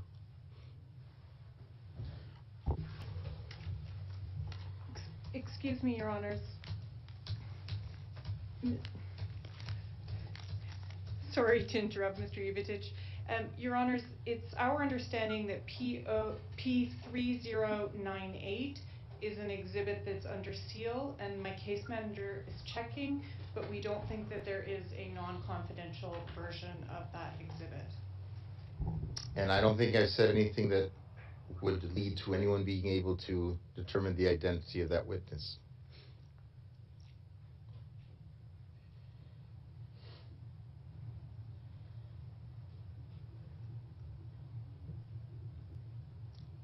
May I proceed? Madam Prosecution, have you finished your investigation? Yes, Your Honor, we've just looked into it, and we don't think that there's a serious witness protection issue here. Specifically? We do not think that there's a serious witness protection issue here. Thank you. Okay. You may proceed, Mr. Ivitic. Thank you. RM-274 recalls a wounded guard was brought in, and it was only after that incident that the guards came in acting frightened and in a panic, started shooting at detainees in the warehouse. And that is at pages 27 to 28 of his statement. I will skip ahead and summarize the next page, so bear with me, translators and court reporter, I will speak slowly. So the burned hands incident, what was it? Several witnesses from the prosecution and defense, RM-374, witness Pepic, RM-268, witness Jovcic, and one more, I believe. No, yeah, Jovcic is the last one. Talk about an incident at Kravica where one of the detainees grabbed a rifle from the MUP guards, shooting at the guards, killing one of the guards, and wounding one of the other guards. So there was a legitimate exchange of fire. After that, spontaneously, the MUP personnel there acted out of revenge and committed a crime that was not pre-ordered, not known until after the fact. And now I'll skip to the next page, and the critical part Witness Jovcic, the driver of the MUP commander, testified that after this incident, the MUP commander Borovchin reported to the civilian authorities and asked the civilian leader Deronic to do something about the situation. And that's at transcript page 1143 to 11424 and D976, paragraph 34. Kravica is a horrible event, and that's where the killings started. But it transpired not due to any orders from Mr. Mladic, who was already gone at that time. And as the prosecution's expert, Renown Tunins, mentioned, with the MUP that committed crime, once the civilian leadership has been informed, they are responsible for discipline. As to the post factum and the inability of Mr. Mladic to take action against perpetrators, we have set that forth in our brief, and we stand on that. So in the end, as to Srebrenica, the prosecution wants to run from its own prosecutor, its own investigator, its own evidence to try to support unaired judgment. They want to run mostly from the statements of Mr. Nielsen in the video showing how Mr. Mladic was convicted on implications. Surely justice and genocide require evidence that a prosecutor cannot and should not run from. The defense does not run from the fact that crimes by rogue revenge seekers, aided by Momir Nikolic and his lot, committed crimes, then hid these crimes with legitimate casualties. But again, no link to Mr. Mladic. Mr. Mladic is not a villain. He was someone who at all times was trying to help the UN do the job it couldn't do in Srebrenica at a humanitarian level. Next, I would move to the OJCE. At the transcript from yesterday, at page 95, the prosecutor said, in one of the most notorious camp massacres, VRS soldiers gassed and then slaughtered 200 detainees with a single machine gun while the guards sang songs. And I'd refer you to paragraph 1121 of the trial judgment. If you look at that part of the judgment, and if you look at the evidence, you'll see that this refers to C.15.3 Kara term, which, per the evidence, was established by the Prijedor crisis staff, was managed by the local police, and under their responsibility. I tell you to look at P2900, P480, and D1041. It was requested on 24 July 1992 that the VRS take over management and operation of Kara term from the civilian police. And that is at D111. However, that didn't happen. In fact, the VRS reported any suspicious crimes to the appropriate officials, and cases were opened against officers Zoran Žigic, Damir Doshin, among others. And that is at D930, paragraph 24. These two people were later tried by this tribunal as high-level commanders of Kara term. As to this infamous killing that the prosecutor cited to, the Room 3 massacre, it is clear that the police were in charge of that facility. And in fact, Durlacha, the police chief, noted in his report that the army refused to provide security at these centers. That's in D1111, page 1. So this killing that the prosecutor relied upon to point to my client, Mr. Mladic, here is the only information that came to him, and it's P161, and it's talking about this police detention center. Quote, the prisoners at the collection center in Prijedor, located in the Karaterm factory, attempted a mass escape on the night of the 24th. The attempt was thwarted and about 50 prisoners were killed in the process. So the knowledge, the intent of this massacre, as the prosecutor called it, was not ever made known to Mr. Mladic, nor could he do anything about it since it was the whoop. As to overarching JCE, I would also like to just say, as we've said in our brief, at paragraph 26 of our appeal brief, we state the legal principle that the trial chamber's judgment must take the evidence as a whole, whereas all elements of a charge must be made out to substantiate the charge. You cannot stand back and hope one element fills a gap in the other.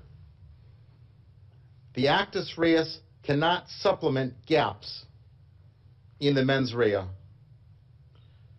because they both require different evidence to prove their independent requirements. And on this point, I would direct you to the ICTR case. I will not attempt to pronounce the name, but it's known as the Military 2 case, the appeals judgment, and it's from 2014. A trial chamber is required to provide clear, reasoned findings of fact as to each element of the crime charge. The trial chamber's failure to provide a reasoned opinion amounts to an error of law which allows the appeals chamber to consider the relevant evidence and factual findings in order to determine whether a reasonable trier of fact could have found beyond reasonable doubt that the requisite actus reus and mens rea were established in relation to Enzuwan e Muyes and Sagahutu's liability for ordering under Article 6.1 of the statute. I will not rehash what we have in our brief, but this is what we're asking for the appeals chamber to do as to the overarching JC. And with that, I grant the floor to my colleague, Ms. Bagot, to give the remainder of our submissions. Thank you.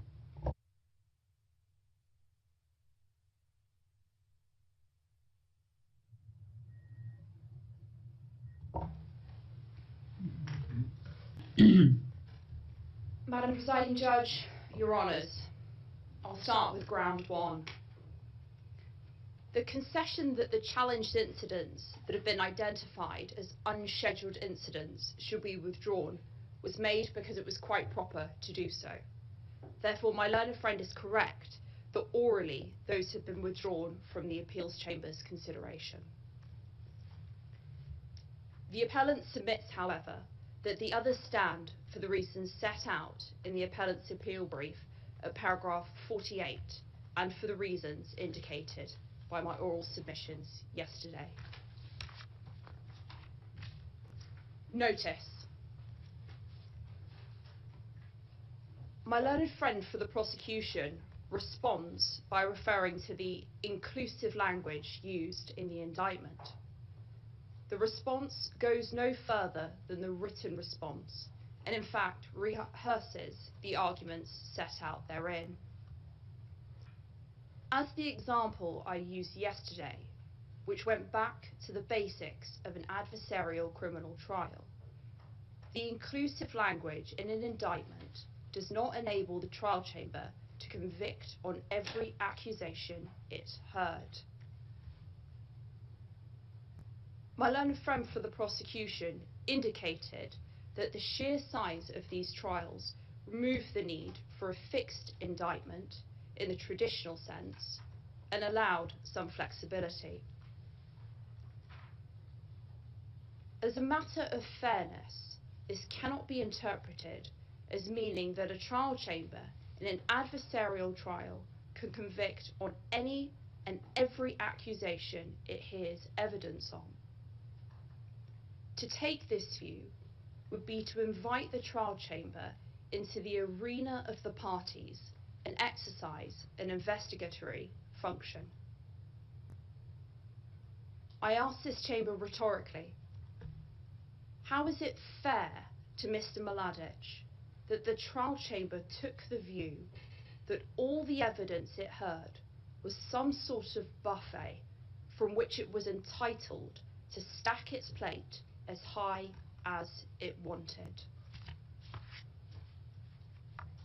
The indictment and notice requirements are there for a reason. They guard against this. The prosecution have failed to explain how the defence was put on notice of these unnamed, unscheduled incidents being anything other than mere accusations. If the chamber considers the 65-ter witness list, considers the pre-trial brief, and considers the witness statements, it is clear that the accusations form part of the narrative and nothing more. The appellant submits this is insufficient notice. Objection. The quote from the defence motion for reconsideration has been relied on to suggest that the defence's failure to object to the admission of evidence then now means on appeal that prejudice cannot be alleged. The Rule 73 bis D decision adopted a proposal on the reduction of the indictment. That decision was to reduce the number of scheduled incidents. The decision explicitly stated that evidence of the incidents that had been removed could be led. However, quote, the chamber notes that the accused cannot be convicted with respect to the crimes which have been removed pursuant to Rule 73 bis D of the rules, close quote, paragraph 12. Therefore, the quote relied on by my learned friend must be placed in its proper context. It was a response to the admission of evidence that the trial chamber said it could not and would not convict on, as the incidents had been removed from the indictment.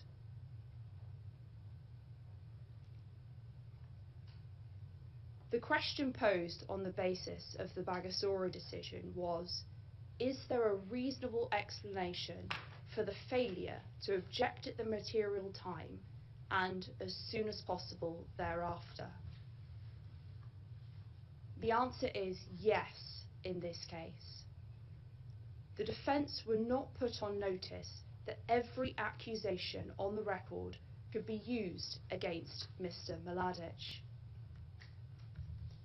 The evidence may be admissible as a matter of law, but that is a separate matter.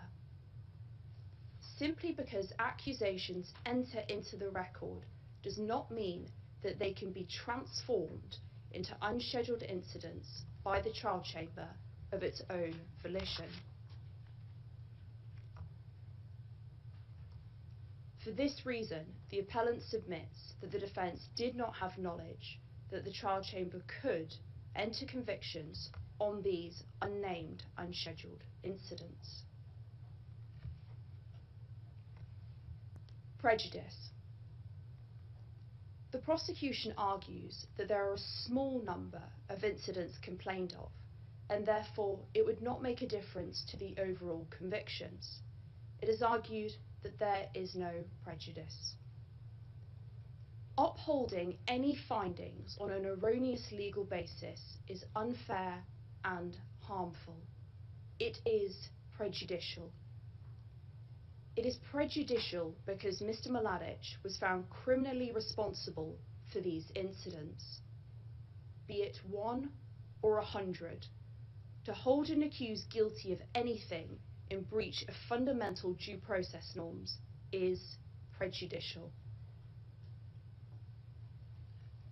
To conclude the reply on ground 1, the appellant refers the Chamber to the appeal brief of paragraphs 41 to 60 and the reply of paragraphs 8 to 15. The appellant invites the Chamber to reverse the findings on the crimes identified.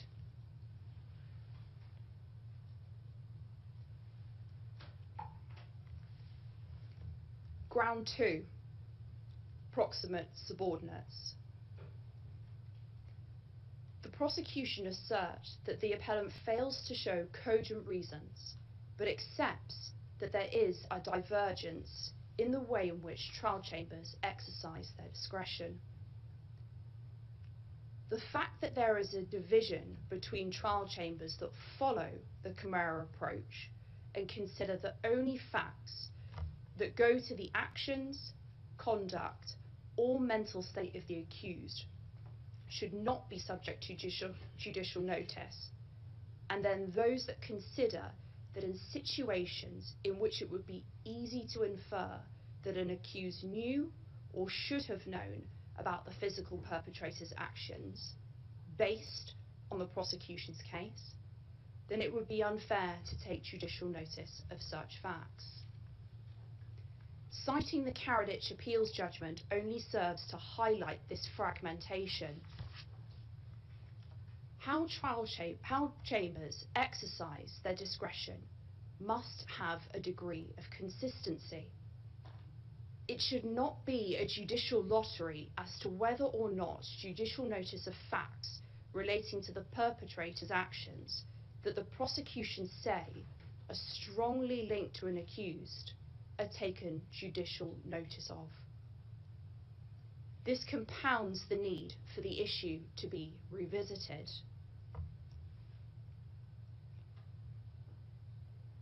Contribution of Mr. Mladic proved through adjudicated facts. The prosecution alleged that the appellant has not shown the, quote, short step, unquote, was used by the trial chamber to establish contribution or mens rea. The appellant refers the chamber back to the example provided yesterday of the incident of the 23rd of July 1995, at paragraph 2210 of the judgment. The trial chamber found that Mr. Mladic used the SRK as his subordinates under his effective command and control to contribute to the JCEs, and that the crimes were committed under his orders. That's set out in the findings in section 9.3.10 of the judgment. This demonstrates the short step the trial chamber took. The example of the 23rd of July 1995 shows that the prosecution did not have to prove the identity of the perpetrator, which was a core element of its case on responsibility. The trial chamber relied on an adjudicated fact. The appellant submits that the further examples in paragraphs 107 and 108 of the appeal brief demonstrate that it is shown that the trial chamber established Mr. Mladic's contribution and or mens rea through the use of adjudicated facts in the manner argued in the appeal brief. Approach to rebuttal evidence. My learned friend repeats the arguments from the written response. As they have been addressed in the reply at paragraphs 22 to 30, I referred the Chamber to these. The examples that were provided from the judgment by my learned friend do not undermine the appellant's reply in this regard. Adjudicated facts do not require corroboration. The prosecution asserts that this is the case. The prosecution argues that it, quote, does not matter, close quote, that the prosecution evidence was insufficient to prove the same point. The appellant recalls paragraphs 31 and 32 to the reply for this. The use of adjudicated facts does not alleviate the prosecution of their burden of proof. If their own evidence cannot establish the facts it seeks to rely on to prove its case, adjudicated facts should not be used as a substitute. Judicial economy cannot be at the expense of the basic principles of a criminal trial. The prosecution must prove its case beyond reasonable doubt. Adjudicated fact 1476. The appellant's written reply addresses my learned friend's submissions on this at paragraphs 33 to 37. As the oral submissions made do not go any further than those set out in the written response, I do not propose to rehearse our reply in this regard. Illustrative examples. My learned friend for the prosecution yesterday stated that the provision of illustrative examples is insufficient to trigger a review of the entire judgment. The appellant submits that an error in the trial chamber's methodology has been shown in relation to adjudicated facts. Flowing from this, the appellant has provided examples where this erroneous methodology was applied and the results therein. The appellant has not just pointed to one or two. It has pointed to examples of this in each schedule of the incidents annexed to the indictment and in the unscheduled incidents. The Chamber is directed not only to paragraphs 107 and 108, but also in the specific grounds on the counts of the indictment. These are highlighted and reviewed to show how the trial chamber erred with worked examples. To conclude on ground 2, the appellant invites the Chamber to first articulate the correct legal standard, second, review the relevant findings of fact, and finally, reverse the trial chamber's findings that Mr. Mladic was responsible for the incidents infected by this error. Ground 4.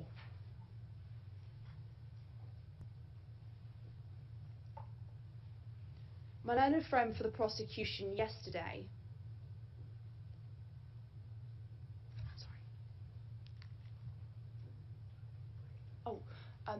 Madam Presiding Judge, I've just had an indication that we're at a convenient point for a break and perhaps we should take it now. Very well. We'll take a break for 40 minutes and we will return at 15:50.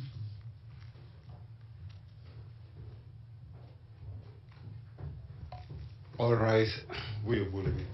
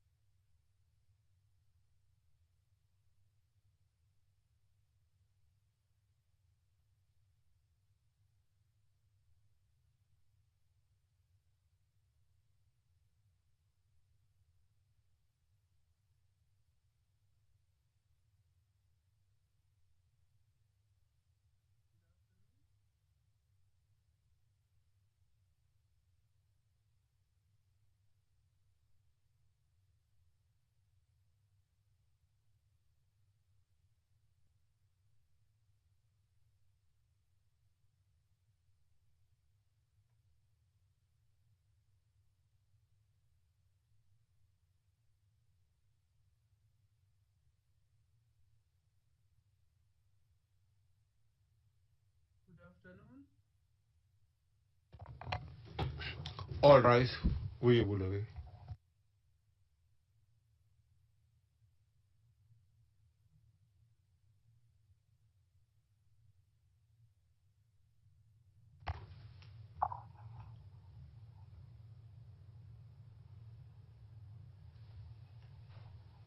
Please be seated.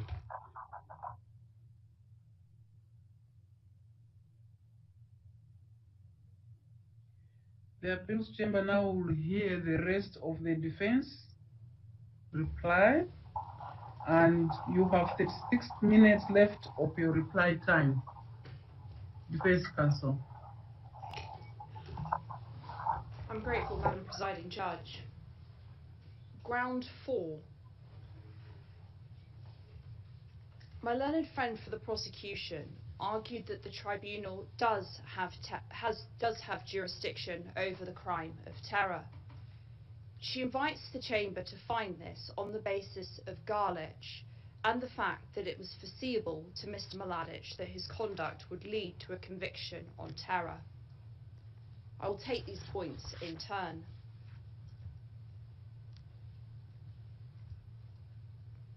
The prosecution rely on the Garlich decision and the fact that this was followed by subsequent cases to argue that the chamber can be satisfied that the criminalisation of terror formed part of customary international law. My learned friend did not engage with the fact that there is a lack of state practice as identified in the appellant submissions. Rather, she stated that the appellant, quote, ignores that the Garlich Appeals Chamber did not only rely on national laws, end quote. Transcript, page 107, lines 23 to 25. In support of this, she cited a reference to terror in the 1919 report on the Commission of Responsibilities, quoted in paragraph 93 of the Garlich Appeal Judgment. When the quotes relied on by Garlich are placed in their proper context, it is clear that the Commission was making broad statements without coining legal definitions. Further, it is far from clear whether the reference to, quote, systematic terrorism, close quote, is conceptualized in a manner corresponding to Article 51.2 of Additional Protocol 1 or Article 13.2 of Additional Protocol 2. And in this regard, I commend Judge Schomburg's dissent to the Chamber at paragraph 14. Importantly, of the states in the Commission, the Garlich Appeals Chamber did not point to one that had criminalised terror in its domestic legislation, thus undermining the assertion that the Commission report can in some way be taken as evidence of either state practice or opinio juris. With regards to state practice, there was no penalisation of the terrorisation against the civilian population in either the Nuremberg or the Tokyo Charters or the Control Council Law No. 10 on the punishment of persons guilty of war crimes, crimes against peace and against humanity in Germany. The appellant submits the prosecution has failed to undermine the appellant's submissions about the absence of extensive and virtually uniform state practice to show beyond any doubt that the criminalisation of terror was part of customary international law at the time of the indictment. Further, the reliance on the facts that others have followed the Garlich Appeals Chamber decision does not remedy its defective legal reasoning. In fact, it gives further impetus to review the decision to correct the wrong turn that the law has taken as a result of Garlich. The appellant maintains that there are cogent reasons to depart from the Garlich Appeals Chamber's decision. Foreseeability. My learned friend raised the issue of foreseeability. However, she elides the appellant's submissions in this regard. It is clear from the appeal brief that the submissions on the fact that a custom criminalising terror did not exist are distinct from those made about foreseeability. The issue of foreseeability is considered at paragraphs 350 to 372 of the appeal brief and paragraphs 70 to 71 of the reply.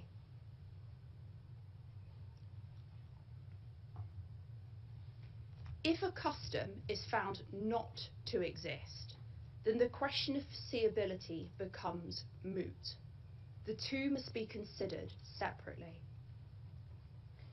In response to the prosecution's submissions and foreseeability, as they fail to raise any new arguments orally, the appellant recalls and relies on the detailed written submissions in the appeal brief and reply. The appellant therefore invites the trial chamber to reverse the conviction on ground 9. Count 9. Turning finally to ground 9. My learned friend's submissions today are a rehearsal of the prosecution's written response. As no new points are raised and the appellant has replied to these in the reply brief at paragraphs 128 to 135, I will not address the chamber on this any further. The appellant reiterates and recalls its submissions made at paragraphs 921 to 958 of the appeal brief. The appellant submits that the imposition of a life sentence should be reversed for the reasons set out.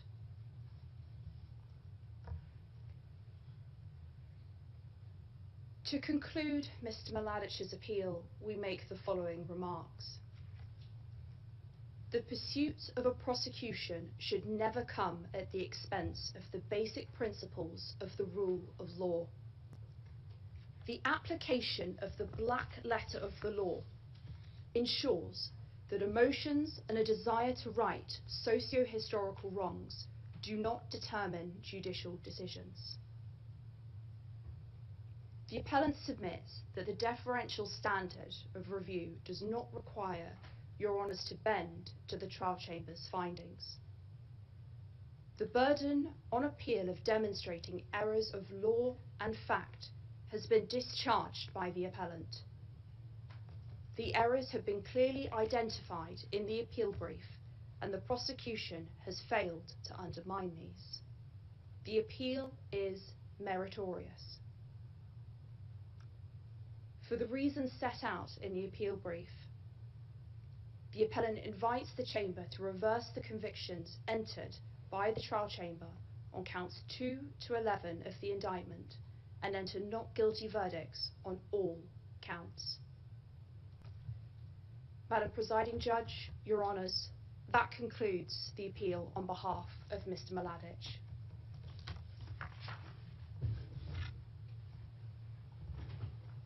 I thank my colleague, and Your Honor, just one correction for the record. In my haste, and I apologize to the translators and to the court reporter, temporary transcript page 44, line 22, when I said P1145, page 45249, I meant to say P1445, page 45249. And with that correction, that is all. Thank you. Thank you. This concludes the submission in relation to Mr. Mladic's appeal. The appeals chamber will now hear the prosecution appeal. Counsel for the prosecution, you have 30 minutes. Madam Presiding Judge, I have a question for the prosecution before they present their appeal. And I needed one clarification from the defense side. So if you allow me, I'll put my questions. Thank you. Judge Nahamian? The clarification I'm seeking from the defense is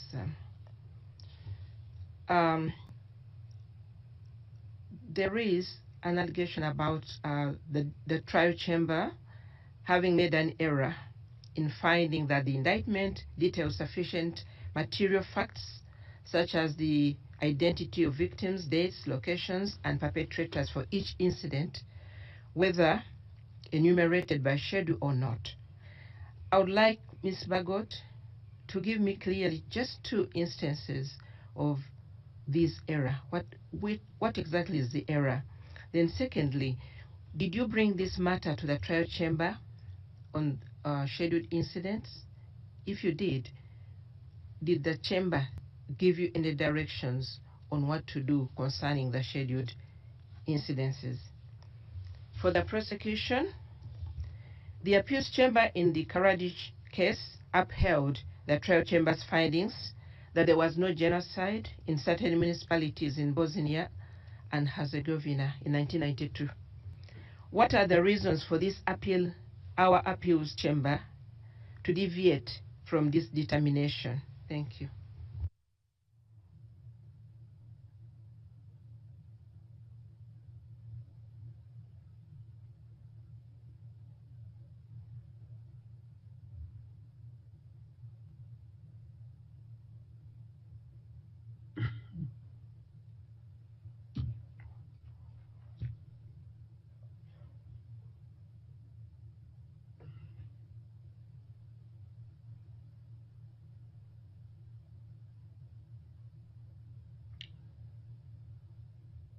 Shall we start with, okay, go ahead.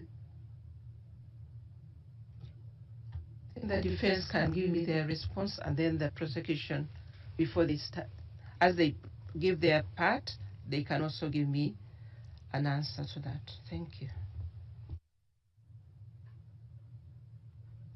Your Honour, turning to the first question, which was in relation to 2 clear incidents, the first of which I would direct Your Honour to cruel and inhumane treatment incident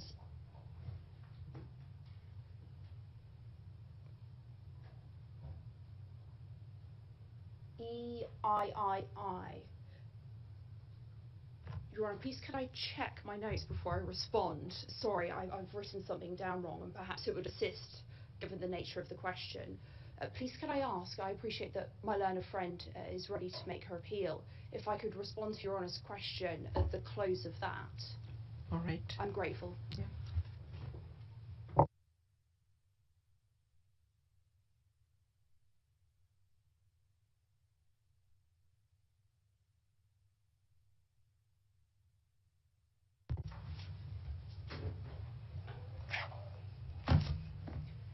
Madam Judge Nahamian, in the Karadzic case, of course, there was different evidence and different findings of fact by the trial chamber.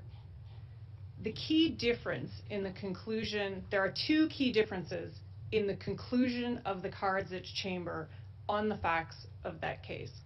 The first difference was that they found a different formulation of the joint criminal enterprise and the purpose of that joint criminal enterprise and the crimes that formed part of that joint criminal enterprise with regard to Karadzic's involvement. So there was a different formulation where the JCE, the means to achieve the JCE, were found to be JCE 3 crimes. So that's the first distinction. And the second key distinction is that in that case, the trial chamber did not find, on the facts of that case, that any of the principal perpetrators had destructive intent. It did not find that the principal perpetrators had the intent to destroy the Bosnian Muslim community in part. So we have 2 key factual differences in the underlying factual findings in that case. And just to recall, Your Honors, that in this case, all of the crimes that were committed in the municipalities, and by that I mean murder, extermination, persecution, deportation, and forcible transfer. All of that was part of the means that was being used to achieve the joint criminal enterprise purpose of the purpose of claiming the Serb claimed territory and expelling the rest of the population from that territory. So that was all inside the JCE-1. And in this case, the trial chamber found, on the facts of this case, that the principal perpetrators, the local perpetrators who were committing the crimes in those places, that they had intent to destroy the Bosnian Muslim population in those parts. And the areas, the municipalities in that case, do they correspond to the municipalities in this case?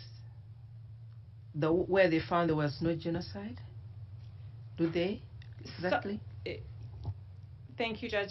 Some are the same municipalities. So Prijedor, for example, is in both cases, but they are not identical.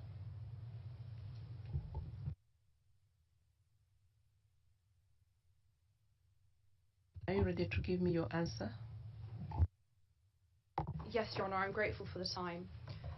As set out in our written submissions and also orally, the appellant's submissions do not relate to the fact that the indictment is defective per se. The issue in this case is the fact that the trial chamber, of its own volition, entered convictions on what were mere accusations. They were not incidents listed in the schedule or were unscheduled incidents. Two examples of this that I would point Your Honour to is cruel and inhumane treatment incident JII. If Your Honour considers the 65-ter witness list, within a single paragraph referring to a scheduled incident, the second sentence refers to something else. That incident which is in the first paragraph, scheduled, the second sentence relates to another accusation, and it was that accusation that the trial chamber entered a finding on as an unnamed, unscheduled incident. The same error occurs in shelling incident D, which is the 14th of May 1992. If Your Honour considers the 65-ter witness list, again, the same issue arises. What occurs is that within the narrative of the witness's evidence, at the top it gives an indication of what they're being called to give evidence about. There is an accusation made. However, that accusation is not specified as either a scheduled or unscheduled incident. Therefore, the appellant submits that falls into the third category of unnamed, unscheduled incidents, and therefore, by entering a conviction on that and holding Mr. Mladic responsible, the trial chamber fell into discernible error.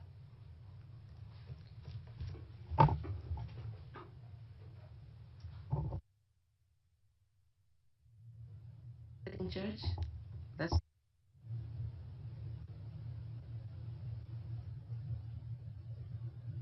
I can't hear anything.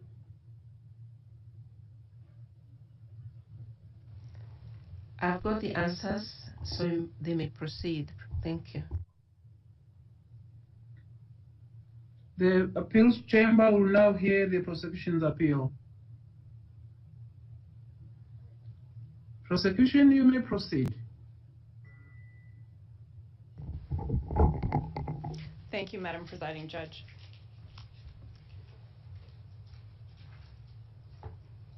Today, Your Honors, we ask you to take the trial chamber's genocide findings to their logical conclusion. But for critical legal and factual errors in assessing genocidal intent, the trial chamber would have convicted Mladic of genocide in the Count 1 municipalities. But the trial chamber erred in finding that the parts of the group targeted for destruction were not substantial enough to be counted as genocide. And when it came to assessing Mladic's intent, the trial chamber erred in applying a stricter legal test for leadership figures. Had the chamber not erred, the inescapable conclusion is that Mladic is guilty of genocide, not only in Srebrenica, but also in the Count 1 municipalities, in Prijedor, in Sremski Most, in Kotor Varoš, in Foča, and in Vlasenica. Yesterday, I gave you a brief overview of the crimes that were committed in these municipalities. And today, I will focus on two errors in the trial chamber's analysis. I will first address the errors concerning the heightened standard for leadership intent, which is ground 2 of the prosecution's appeal. And then I will turn to the error in the chamber's assessment of the size or substantiality of the targeted group, the targeted parts of the group, both in relation to the error set out in ground 1 and to remedy.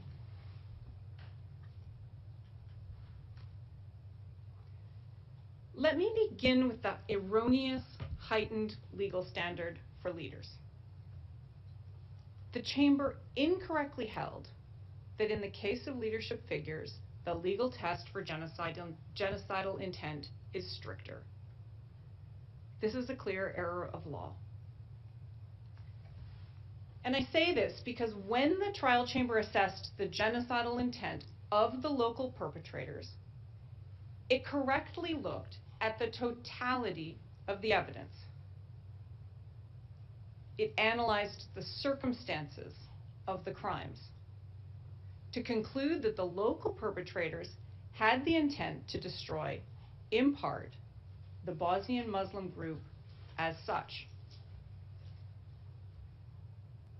But when it came to Mladic and the other leaders of the JCE, the trial chamber held that the test is different. For Mladic and his fellow JCE members, the chamber held that circumstantial evidence is legally insufficient to establish the mens rea. And let me take you to these paragraphs of the judgment. Let me first refer you to paragraph 3440, where the trial chamber set up the legal test for intent in relation to the local perpetrators. And rather than put up a slide, I'm going to read it out. In relevant part, paragraph 3440 says, in relation to assessing the specific intent of the physical perpetrators, the trial chamber recalls that where direct evidence of specific intent is absent, the specific intent may be inferred from the surrounding facts and circumstances. And the chamber explains at paragraph 3457 that the surrounding facts and circumstances include the systemic targeting of the victims on account of their membership in a group, as well as the repetition, the pattern, the scale of the atrocities, and the perpetration of other culpable acts against that group. And with regard to the lower level perpetrators, the trial chamber was convinced by the evidence in this case that they intended to destroy parts of the Bosnian Muslim group in the Count 1 municipalities. Now I'd ask your honors to compare this approach with paragraph 4236, where the chamber explains how the law or the approach is different for the leadership. In the paragraph just before this, the trial chamber finds that the leader's statements and speeches were not unambiguous indicators of intent. Then it says at paragraph 4236, quote, an inference that the Bosnian Serb leadership sought to destroy the protected groups in the Count 1 municipalities through the use of a number of physical perpetrators as tools requires more. In the absence of other evidence which would unambiguously support a finding of genocidal intent, drawing an inference on the basis of prohibited acts of physical perpetrators alone is insufficient.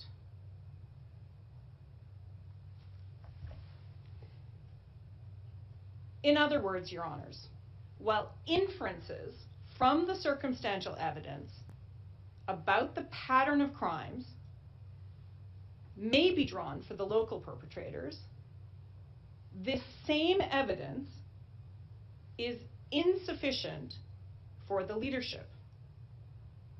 For the leaders, the Chamber explicitly says that it requires more. And this is a categorical statement of the law. The Chamber does not say, in light of these facts in this case, no inference is available. It states the law incorrectly when it says drawing an inference on the basis of prohibited acts of physical perpetrators alone is insufficient. That this is a stricter legal test is also clear from the Chamber's discussion of the JCE members' statements and speeches in paragraph 4235. The Chamber looks at these statements without connecting them to the JCE members' direct involvement in the pattern of violent and discriminatory crimes against the targeted group. And this legal holding, this stricter leadership test, is contrary to nearly 2 decades of jurisprudence on genocide from the ICTR and ICTY.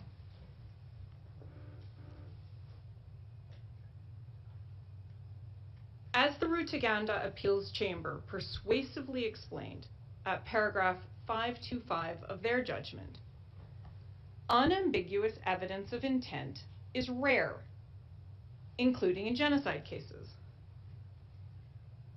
And the quote from that case is, explicit manifestations of criminal intent are often rare in the context of criminal trials. In the absence of explicit, direct proof, the dolus specialis may therefore be inferred from the relevant facts and circumstances. And this, Your Honors, was precisely the test that the Chamber correctly applied to the local perpetrators. And it erred when it applied a different and higher test to Mladic and the leadership. No rationale can be found in the trial judgment for treating the JCE members differently from the local perpetrators. It is not that the JCE members were more distant from the crimes, because the local perpetrators who were found to have intent to destroy included a number of mid-ranking officers, some of whom were just a rung or two below Mladic. And it cannot be that the local perpetrators were committing crimes directly while the leaders were indirect perpetrators,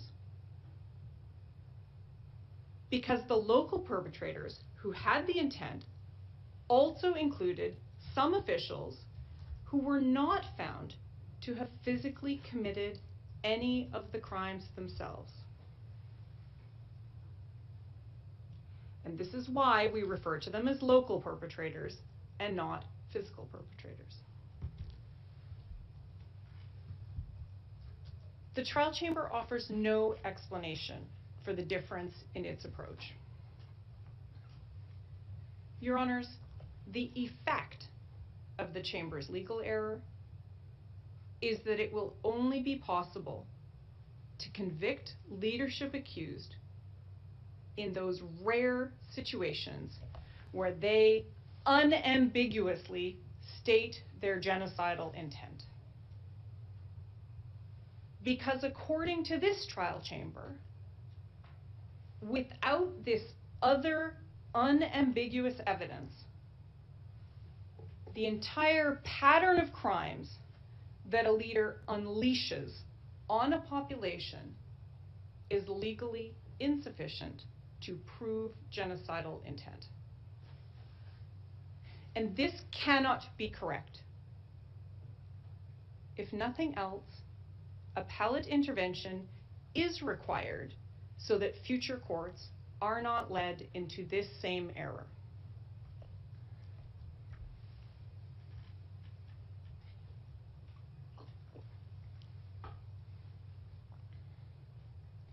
Your Honors, if the chamber had applied the correct law, there is only one reasonable conclusion that it could have reached.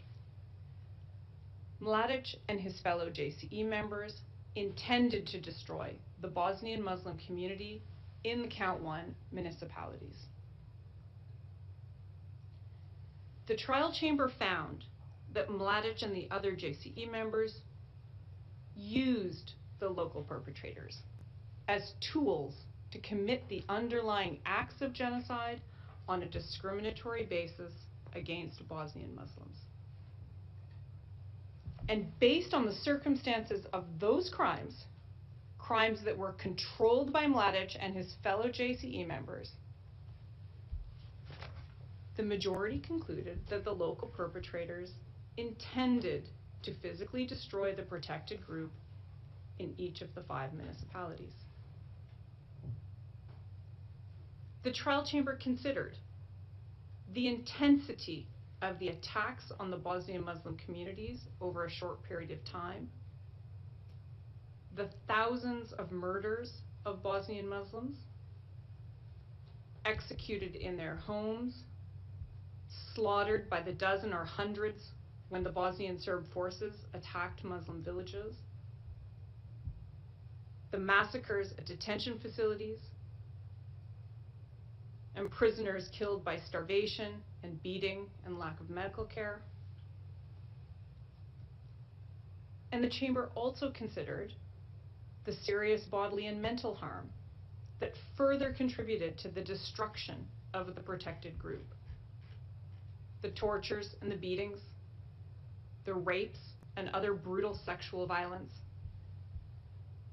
And for the survivors, the trial chamber found that the harm had a long-lasting and devastating physical and mental impact that gravely affected their ability to lead constructive lives.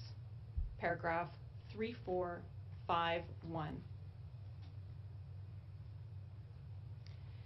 And it properly considered the scale of other atrocities committed against group members, finding at paragraph 3457 that it was vast. The forced displacements, the persecutions, the destructions of mosques and Muslim property, which served to erase every trace of the Bosnian Muslim groups in these locations. Your Honors, those very crimes are Mladic's crimes. They are the JCE's crimes. Almost all of the named local perpetrators and units were directly under Mladic's command and control, and the others were under the control of the other members of the JCE. The trial chamber found that Mladic and the other JCE members used the local perpetrators to commit these underlying crimes, labeled, of course, as war crimes and crimes against humanity, in order to further the common criminal purpose of ethnic separation, by whatever means. And these same criminal acts were also the actus reus of genocide. The trial chamber found that Mladic's contribution to their commission was instrumental. That without Mladic, these crimes would not have been committed as they were. Paragraph 4612. And recall that the way that these crimes were committed was precisely the reason why the trial chamber found that the local perpetrators, Mladic's tools, had the intent to destroy. Your Honors, if the circumstances of the crimes prove the tools' intent, how can they not also prove Mladic's intent? Especially since the evidence against Mladic is much stronger than the case against the local perpetrators. Mladic is guilty of the larger pattern of crimes in all of the Count 1 municipalities, all at the same time. And all of these acts fell within the joint criminal enterprise's common goal of ethnic separation by whatever means. Destroying Bosnian Muslim communities not only clears the unwanted from that location, it also serves as a potent threat in support of ethnic separation elsewhere. And especially since Mladic and the other JCE members made statements further evidencing their genocidal intent. Take, for example, the speeches that the trial chamber found were inflammatory, caused fear, and incited ethnic hatred, at paragraph 4235. The derogatory language in the media where Mladic vilified Muslims as the, quote, worst scum. And Mladic's propaganda efforts drawing on historical animosities, encouraging crimes against Bosnian Muslims in existential terms, warning his people that if we do not eliminate them, they will again seek to commit genocide against us. And I would refer you, for example, to paragraph 4499 of the judgment. Mladic's statements are all the more striking in light of his concern about hiding the crimes from international scrutiny. It was Mladic who cautioned on the day he took command of the VRS that the plan had to be guarded as their, quote, deepest secret. Paragraph 3704. And in January 1994, addressing the Assembly 1 year after the destructive campaign in the municipalities, Mladic was explicit. He explained, quote, my concern is not that they will create the state. My concern is to have them vanish completely. Paragraph 4629. This statement is an unambiguous and explicit manifestation of genocidal intent, especially when you look at it in the context of the Chamber's other factual findings. That Mladic sought to establish an ethnically pure Serbian state by whatever means,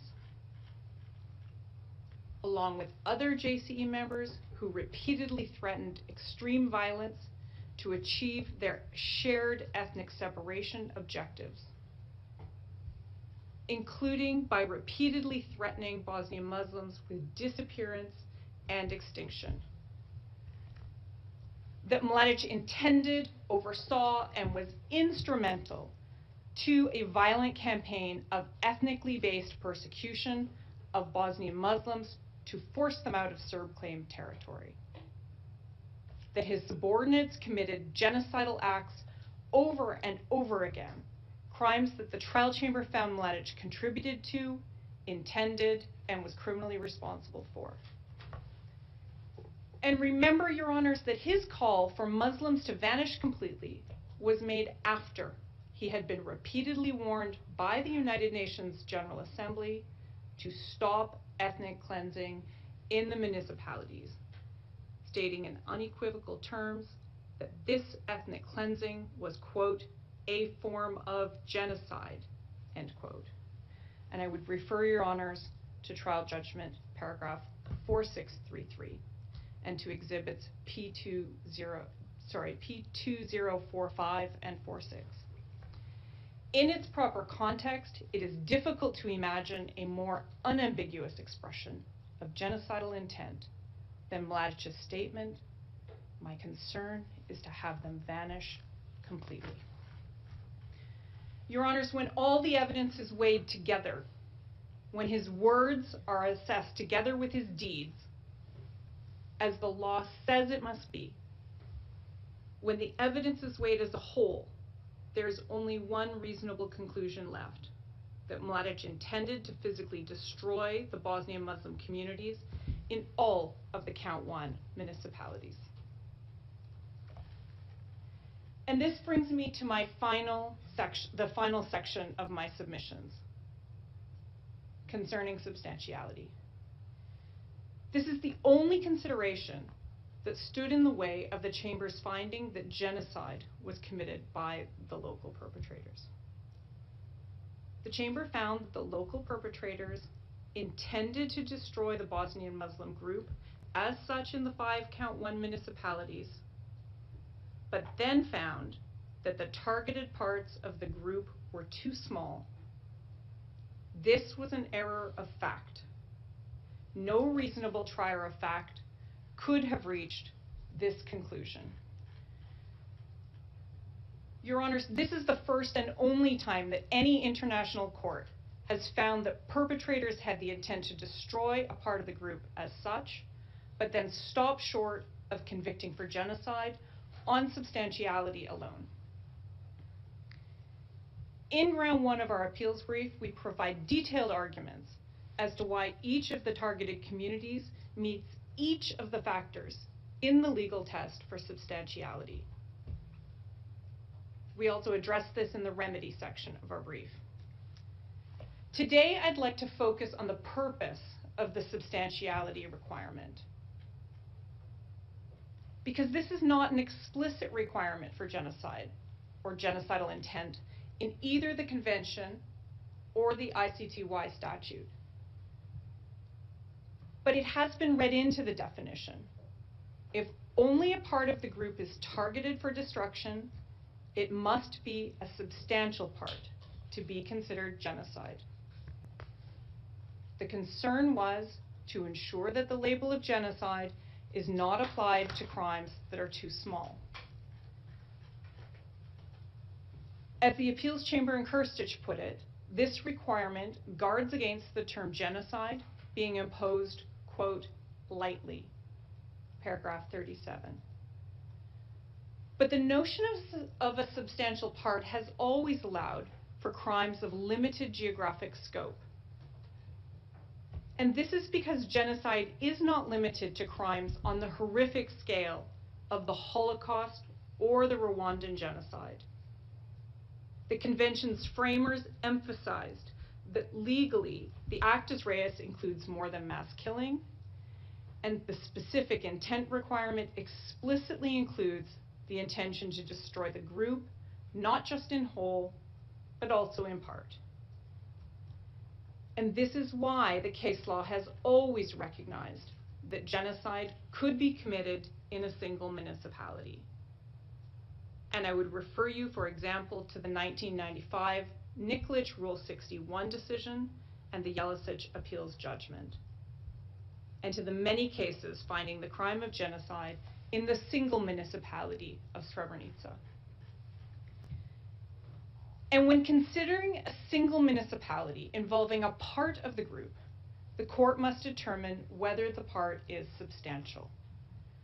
According to the leading case, the Kirstich appeals judgment, quote, the numeric size of the targeted part of the group is the necessary and important starting point, though not in all cases the ending point of the inquiry, paragraph 12.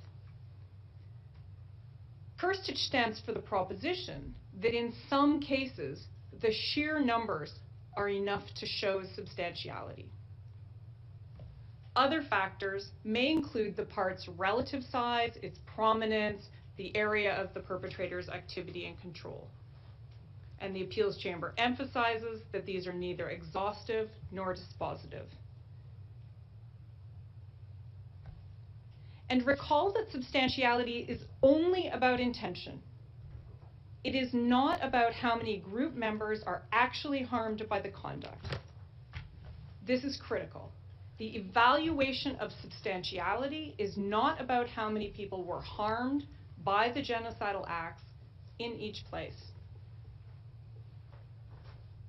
Question is, did the destructive intent extend to a sufficiently large part of the group or a sufficiently important part of the group to warrant the label genocide? Your Honors, in this case, the numeric size of the targeted group already meets the substantiality requirement. In all Count 1 municipalities, the perpetrators targeted communities of tens of thousands of people. The smallest, Kotorvaros, had 11,000 group members. The largest, Prijedor, had nearly 50,000. These are not insignificant parts of the group. They are not so small that this would be applying the term lightly. Targeting tens of thousands of group members is in itself substantial. But Mladic wasn't involved in just one municipality. His subordinates and other JCE tools were committing crimes with destructive intent across 5 municipalities. And the chamber found that Colonel Basara, one of Mladic's VRS subordinates, targeted close to 80,000 group members across 2 municipalities, paragraph 3513 and 3524.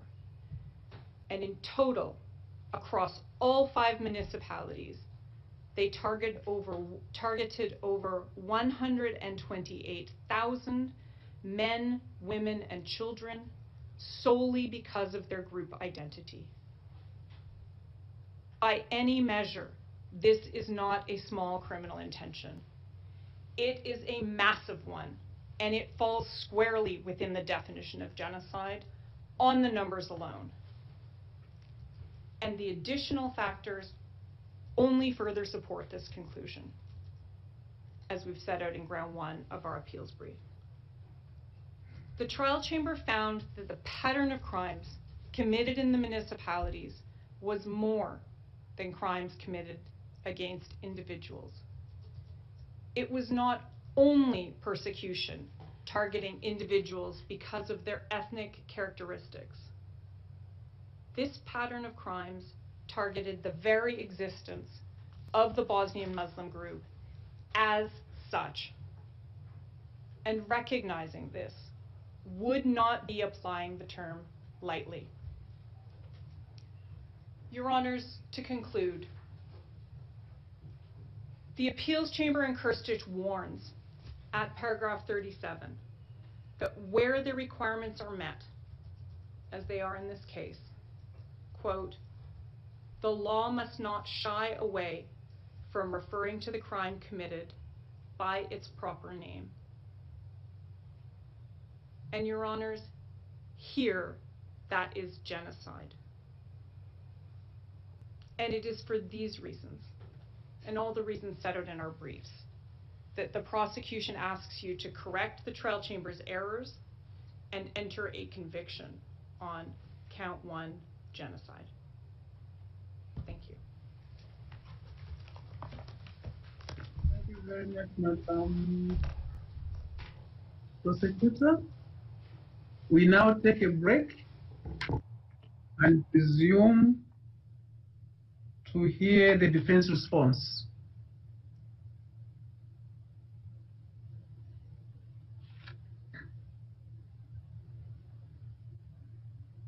We now adjourn for 40 minutes and resume to hear the defense response.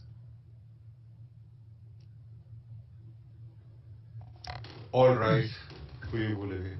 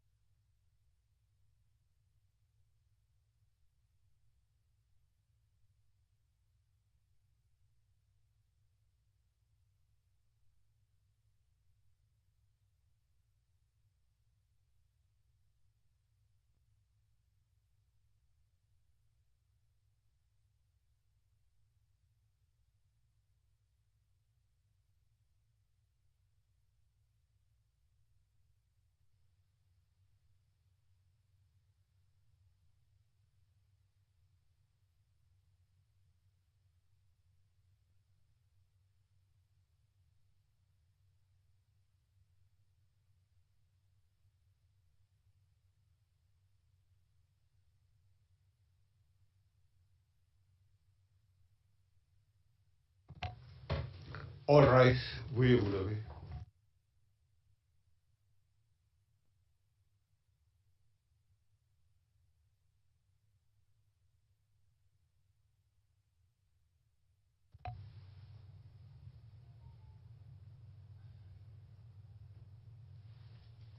Please be seated.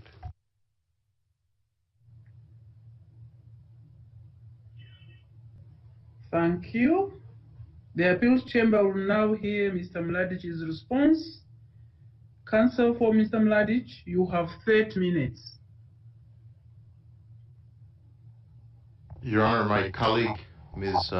Peter Louise Bagout, will be presenting on our behalf. Thank you.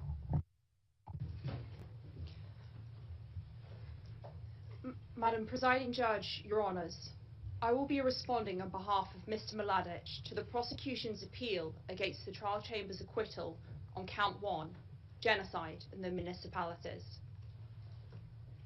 As set out in paragraph 4 of the written response, nothing in the written response or the oral submissions should be taken as an admission or concession for the purpose of Mr. Mladic's appeal against his convictions and sentence. As the appellant in this matter, the prosecution bear the burden to show that the trial chamber erred in law or that no reasonable trier of fact could have reached the same factual conclusions. As the prosecution seeks to appeal an acquittal, it must prove all reasonable doubt had been eliminated at trial such that the trial chamber fell into error. It must satisfy this chamber that the evidence was so unambiguous that a reasonable trial chamber was obliged to make the inferences it now asks you to draw. The respondent submits that the prosecution fails to meet the appellate standard and demonstrate that the trial chamber fell into discernible error in relation to its findings on, first, its approach to the evidence on the substantiality of each of the count 1 municipalities, and second, its finding that Mr. Mladic and other JCE members did not possess destructive intent. The respondent asserts that the prosecution fails to discharge its burden to prove all reasonable doubt had been eliminated at trial. The respondent invites the chamber to dismiss the prosecution's appeal in its totality and uphold and affirm Mr. Mladic's acquittal on count 1. It is recalled that the written response was detailed and comprehensively covered the prosecution's submissions. My learned friend today rehearses those. For that reason, my submissions will focus on the core elements of the prosecution's appeal and will not rehearse what is already in writing. Ground 1A, substantiality of each of the count 1 municipalities. Size. The respondent refers the chamber to paragraphs 48 to 58 of its written response. The respondent asserts the trial chamber reasonably concluded that the numerical size of the Bosnian Muslim community in each of the count 1 municipalities was not substantial. The prosecution disagrees with the conclusion made by the trial chamber that it was not substantial. It does so without showing how the trial chamber's conclusions were incorrect or unreasonable. To start with the relevant jurisprudence is important. Where a conviction for genocide relies on the intent to destroy a protected group in part, the part must be a substantial part of that group. The targeted part, quote, must be significant enough to have an impact on the group as a whole, close quote. Kirstage, paragraph 8. The trial chamber methodically worked through the issue of substantiality with regard for the applicable law and with a careful consideration of the evidence. Judgment, paragraphs 3526 to 3534.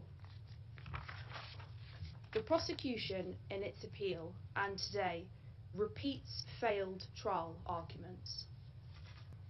It expressly, the trial chamber, considered the physical perpetrator's area of activity and control and found that they had, quote, limited geographical control or authority to carry out activities, close quote, paragraph 3535.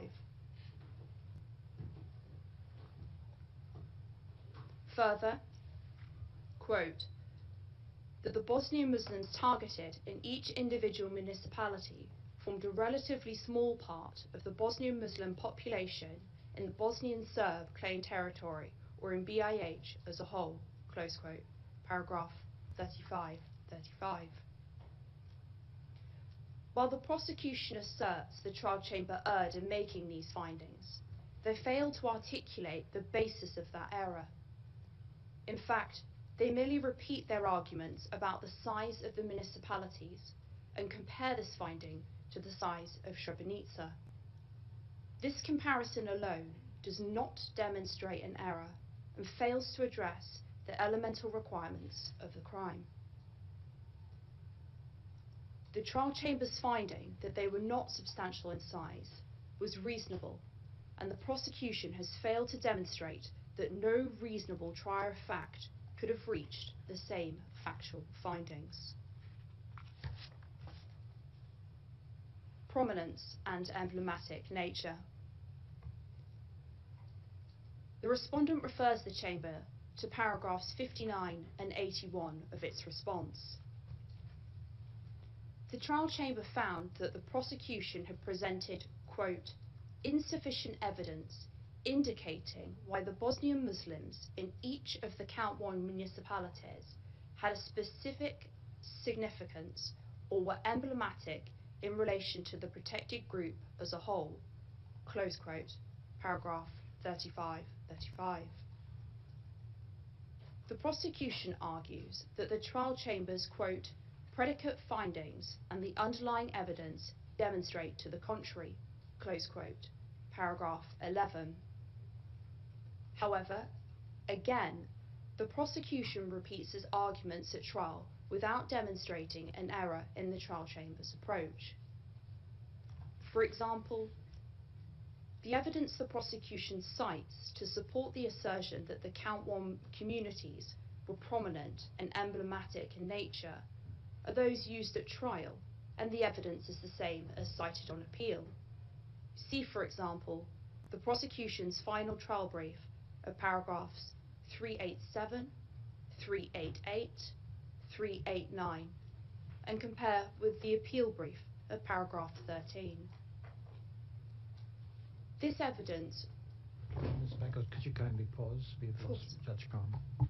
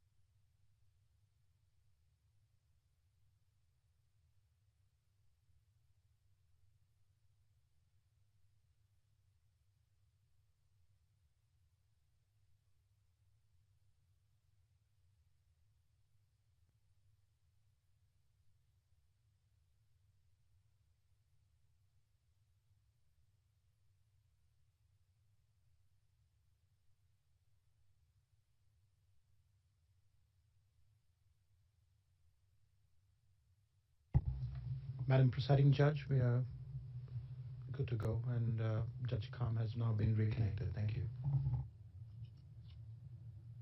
May proceed.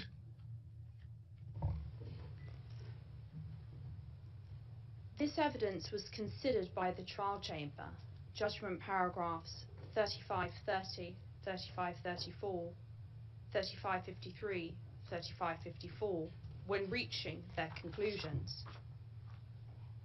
Further, the prosecution repeats the point that the municipalities held immense strategic importance for the Bosnian Serb leadership. Prosecution final trial brief, paragraph 386, appeal brief, paragraph 14. Again, this was considered by the trial chamber, paragraphs 35-34, when reaching their conclusions. In addition, the point that any conduct represented early steps in the Bosnian Serb campaign towards an ethnically homogeneous state was made at trial. Prosecution final trial brief, paragraph 390 to 392. Again, this was considered by the trial chamber. The respondent submits that the prosecution is repeating failed trial arguments without identifying any error in the trial chamber's approach. The prosecution simply disagrees with the findings. An appeal is not a de novo trial. The appellate standard is not met simply because the prosecution want a different outcome.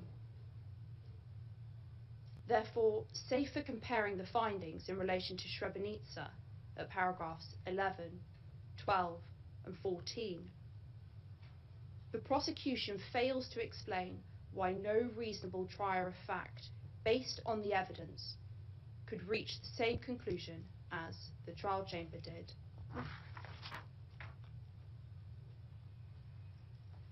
The respondent asserts that the prosecution fails to demonstrate that the findings of the trial chamber were incorrect or unreasonable in relation to the Count 1 municipalities.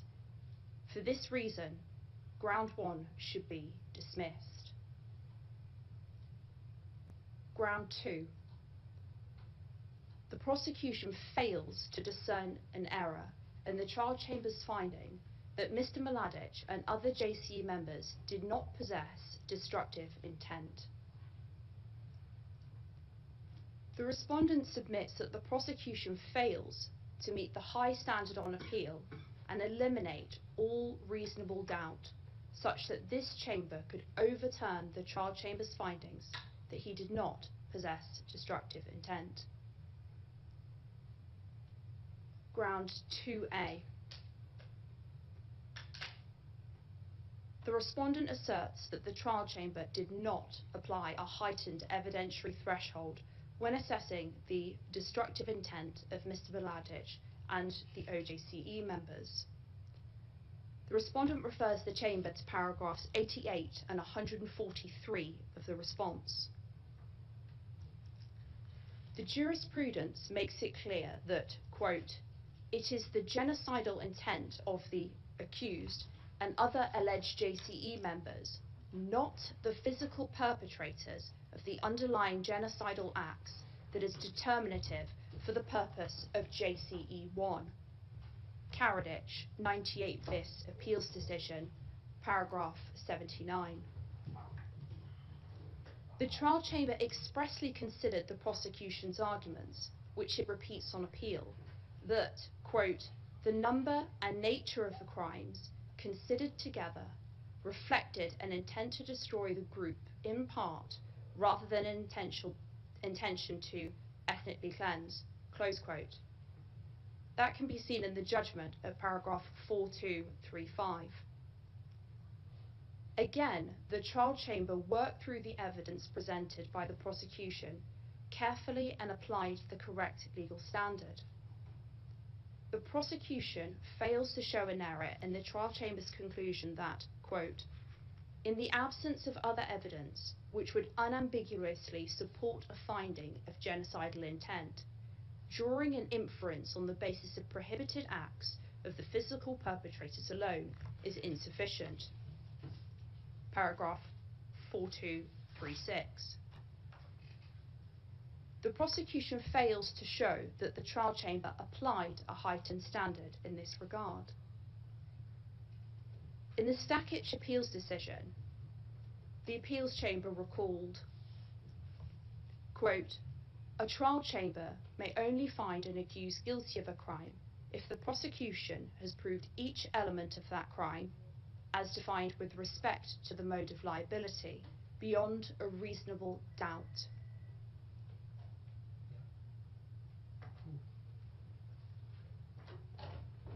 Ratko, could you kindly pause? Thank you.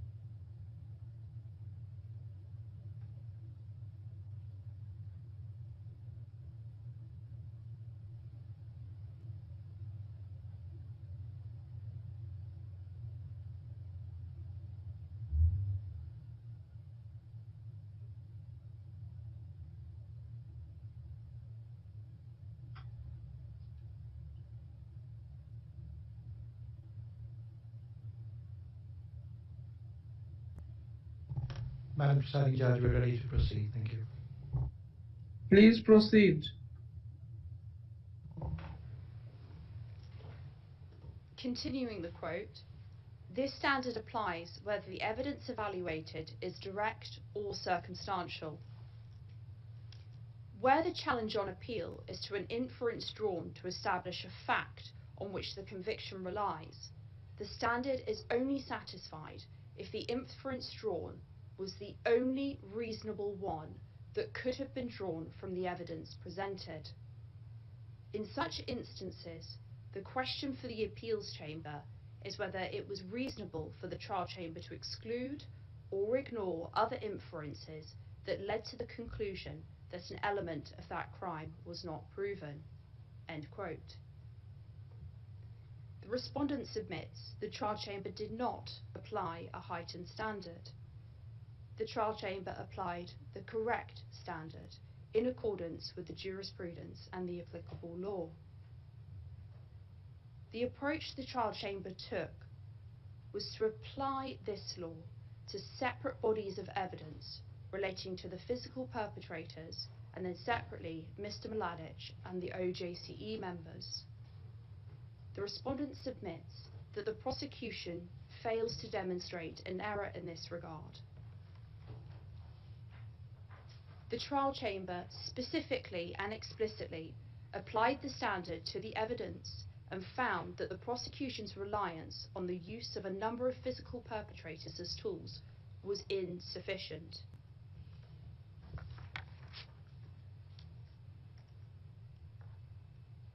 The prosecution failed to discharge its burden of proof because it failed to demonstrate that the genocidal intent was the only reasonable inference that could be drawn from the evidence.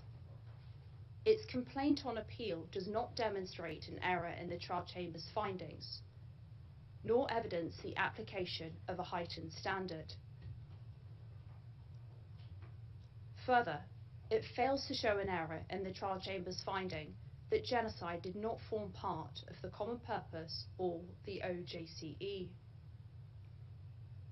The trial chamber's findings was based on an assessment of, quote, the entire trial record, close quote, but still could not be satisfied that, quote, the only reasonable inference that could be drawn from the evidence, close quote, was that genocide formed part of the objective of the OJCE, paragraph 4273. The trial chamber carefully considered the evidence, as that reference to the judgment shows. Again, it is not enough for the prosecution to say it wanted a different outcome. It has to demonstrate an error or prove that all reasonable doubt had been eliminated. My learned friend repeats the failed submissions at trial. The prosecution fails to meet the appellate standard and show how the trial chamber applied a heightened one. As such, there is no reason for the chamber to intervene.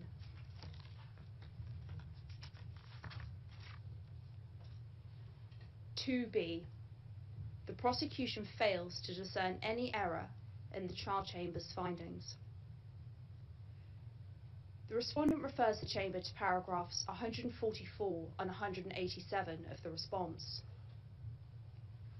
Given the prosecution's submissions made in this regard, it bears repeating what the appeals chamber found in the Karadzic 98 bis decision.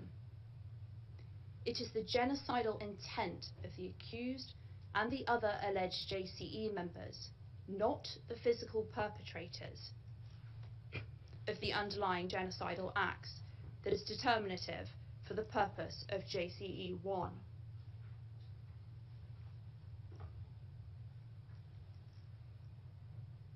The trial chamber applied the correct legal standard when it considered the evidence. It considered whether or not the only reasonable inference that could be drawn was the one the prosecution invited. It weighed the prosecution's evidence and found it wanting. The prosecution fails to discern any error in its approach. It fails to show on appeal that the evidence was so unambiguous that a reasonable trial chamber was obliged to infer that all reasonable doubt had been eliminated. On appeal, the prosecution simply disagrees with the outcome. For this reason, the respondent submits that ground 2 should be dismissed.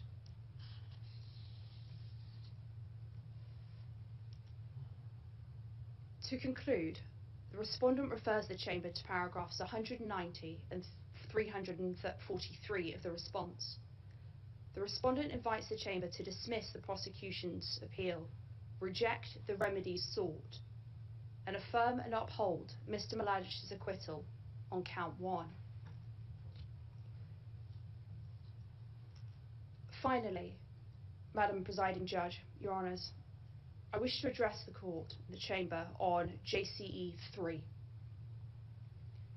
The respondent invites the chamber to revisit Tadic.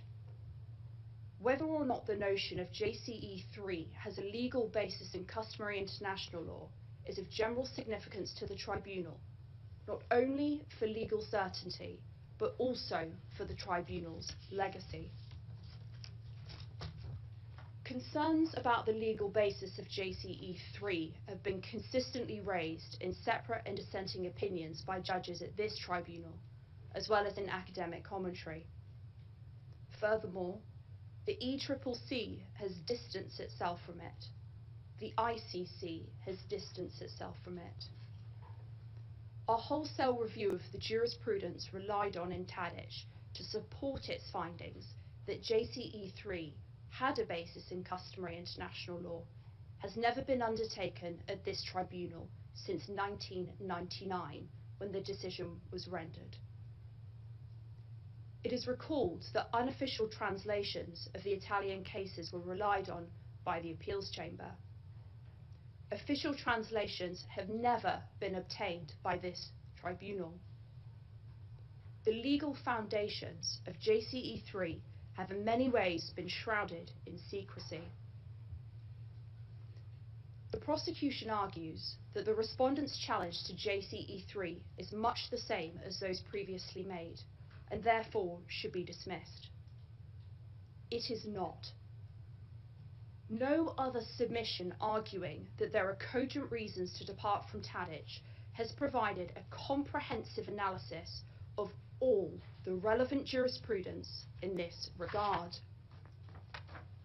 No other submission arguing cogent reasons has ever gone through each and every case, not just the summary provided in Tadic, and explained at length why there is no support for the suggestion that a form of JCE3 was applied in each.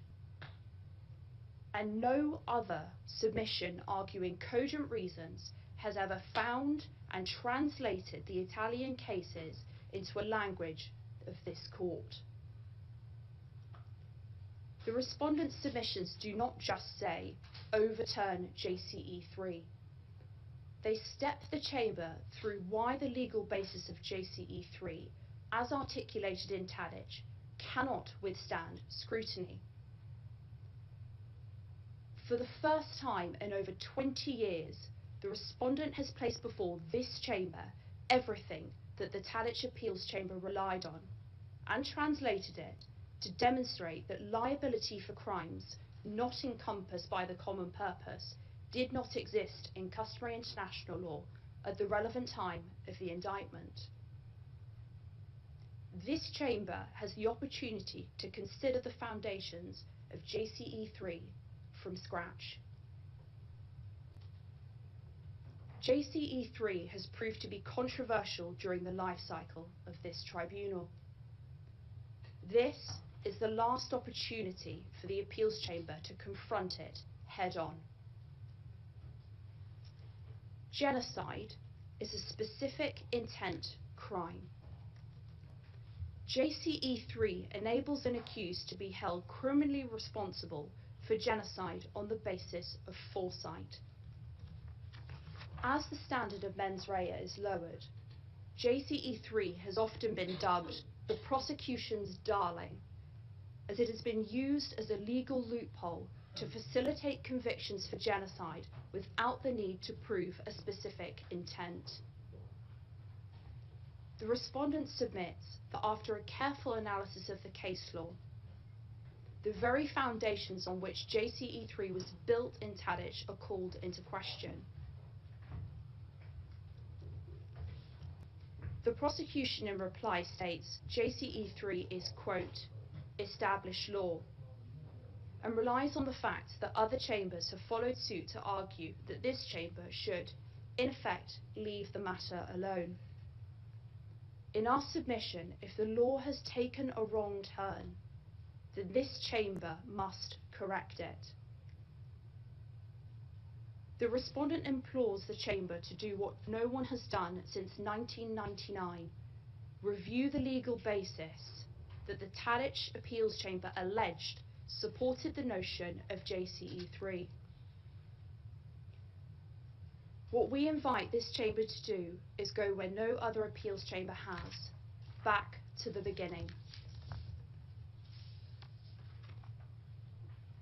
In the absence of a solid legal basis showing consistent and virtually uniform state practice, showing that liabilities for crimes not encompassed by common purpose existed in customary international law at the relevant time of the indictment, JCE3 cannot stand up to scrutiny.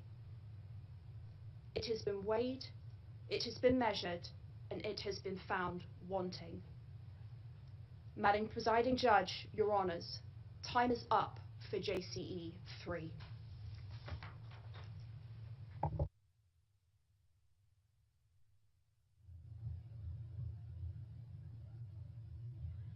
I missed the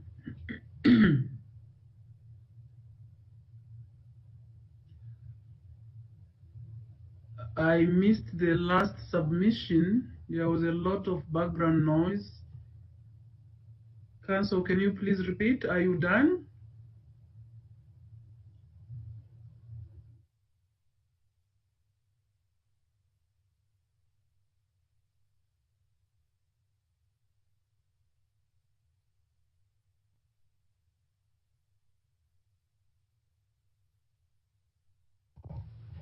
Sorry, Madam Presiding Judge, I didn't see the transcript. Yes, I am. You have concluded your submissions? I have, yes. Thank you very much. The appeals chamber will now hear the prosecution's reply. Counsel, you have 15 minutes.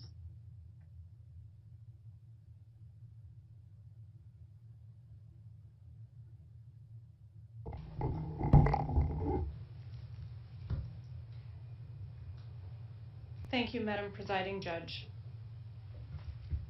Your Honors, I'm going to start where my learned colleague left off with joint criminal enterprise. The Appeals Chamber has consistently found that joint criminal enterprise 3 is a form of liability under customary international law, including for specific intent crimes. And this is not the Appeals Chamber's first chance or the chance to resolve the matter once and for all.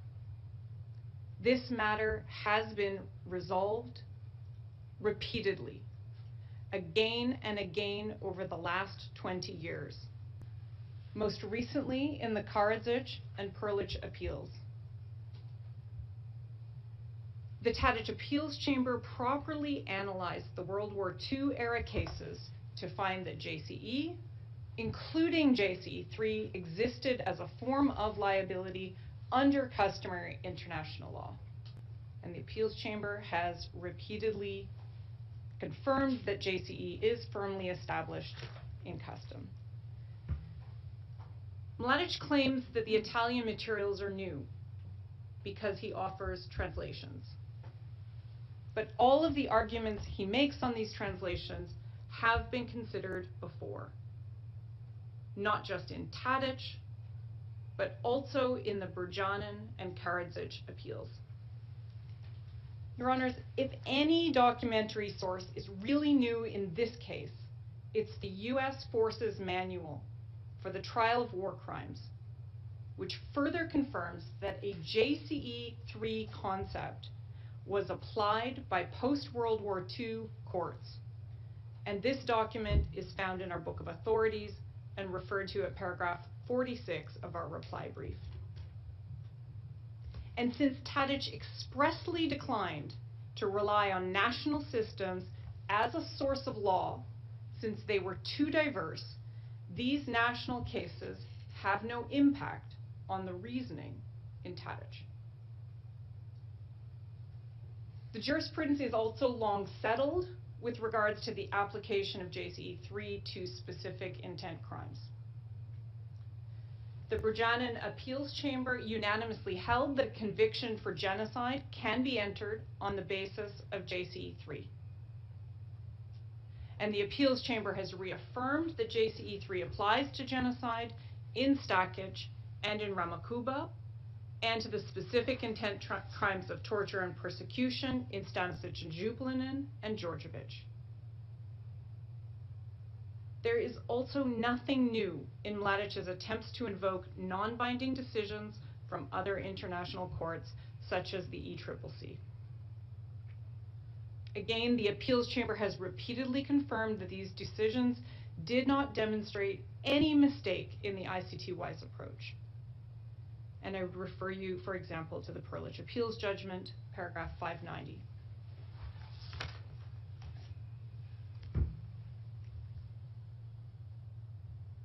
The argument that the application of JCE violates the principle of non crimen sine lege has been consistently rejected by the Appeals Chamber.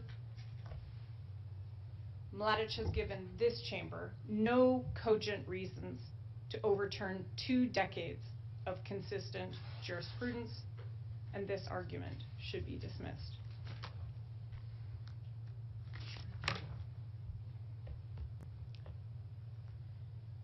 Turning back to my learned colleague's submissions on ground 1 of our appeal.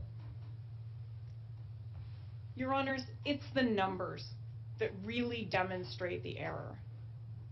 The outcome of the trial chamber's analysis is unreasonable in and of itself. The question of substantiality is sometimes framed as asking whether the destruction of the part would have an impact on the group as a whole. Krstic Appeals Judgment, paragraph 8. But this impact formulation cannot require the intention to destroy the group as a whole, because setting the bar that high would make the impart language meaningless. And the destruction of a part of a group measured in the tens of thousands is a crime of massive proportions. The destruction of any of the Bosnian Muslim communities of entire municipalities forming distinct parts of the Bosnian Muslim group would necessarily impact the Bosnian Muslim group as a whole. And when you, Your Honors, when you add the two distinct parts of the group that were targeted by Mladic's subordinate Basara, when you add those two groups together, in Sensky, Most and Prijedor, based on the Chamber's own findings, that is 80,000 people, a group of 80,000 group members.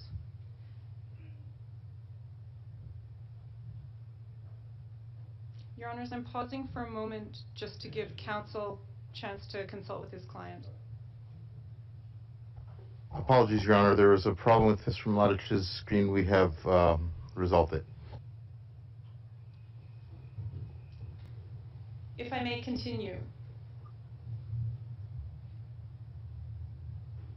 When you look at when you look at the two distinct parts of the group which were targeted by Basara, and you have 80,000 group members, why is this not substantial? The trial chamber never looked at those two parts together, even though it found that Basara intended to destroy both parts of the Bosnian Muslim group.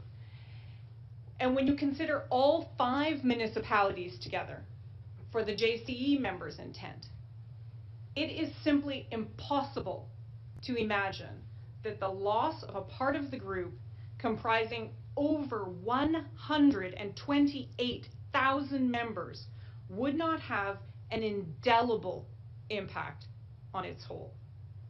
And that is why, on the numbers, that the prosecution says that this was an unreasonable finding by the trial chamber.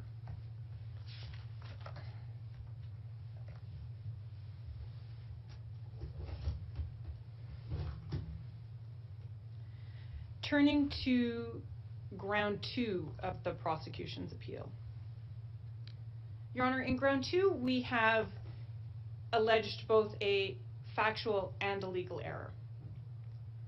And the legal error that I focused on today is that the trial chamber applied the wrong legal test. And they exhibited that when they said that the circumstantial evidence of the pattern of crimes of the principal perpetrators under the control of the JCE members was insufficient. That for the JCE members, for the leadership, they required more. And once the prosecution has shown a legal error, if the appeals chamber agrees that there's a legal error arising from the application of the incorrect legal standard, then it is for the appeals chamber to articulate the correct legal standard and review the relevant factual findings of the trial chamber accordingly.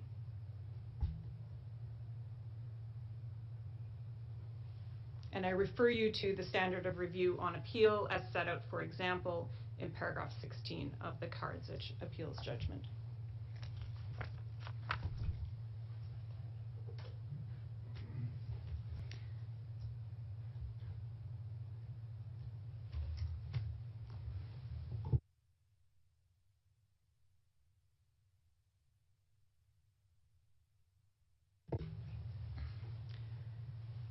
Your Honors, in the break, I had a moment to consult with my Krstic Appeals Judgment so that I could better answer Judge Nahamia's question from before the break. And I just wanted to confirm the two distinctive factors between the Karadzic case and this case. In this case, the genocidal acts of killing, extermination, cruel and inhumane treatment amounting to serious bodily and mental harm, those are found by the trial chamber to be within the common purpose of the joint criminal enterprise. Whereas in the Karadzic case, only the forcible transfer, deportation, unlawful detention, and restrictive measures were part of the common purpose. So we have a distinction in the nature of the crimes that were inside the common criminal purpose. And the second point is that in this case, many of the local perpetrators were found to have destructive intent. And as I've explained, the trial chamber only fell short of calling this genocide because it found that the part they targeted was not substantial enough, not big enough. But as I explained in my submissions, this holding is erroneous on the sheer numbers alone. In the Karadzic case, nobody was found to have the intent to destroy the group in whole or in part.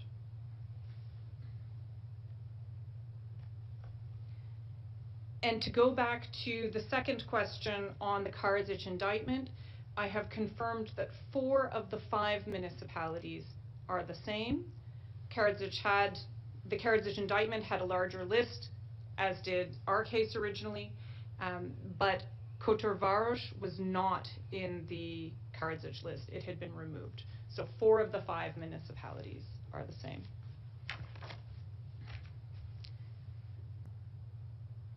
Your Honors, to conclude, this is a case that calls for appellate intervention to reverse Mladic's acquittal for count 1 genocide in the municipalities. If Your Honors do nothing, the risk is that the Mladic case will stand for 2 dangerous precedents. First, that targeting 128,000 people is not enough to be considered genocide. And second, that senior officials enjoy a different legal standard than principal perpetrators. Both of these propositions are wrong in law. And if left uncorrected, this will be the legacy of the ICTY and the mechanism. Your Honors, it is in your hands to correct these errors. And it is in your hands to shape the world's understanding of these historic crimes. And it is in your hands to convict Mladic for his role in the 1992 genocide of the Bosnian Muslims in the municipalities. Ms. Begg. I can. Thank you.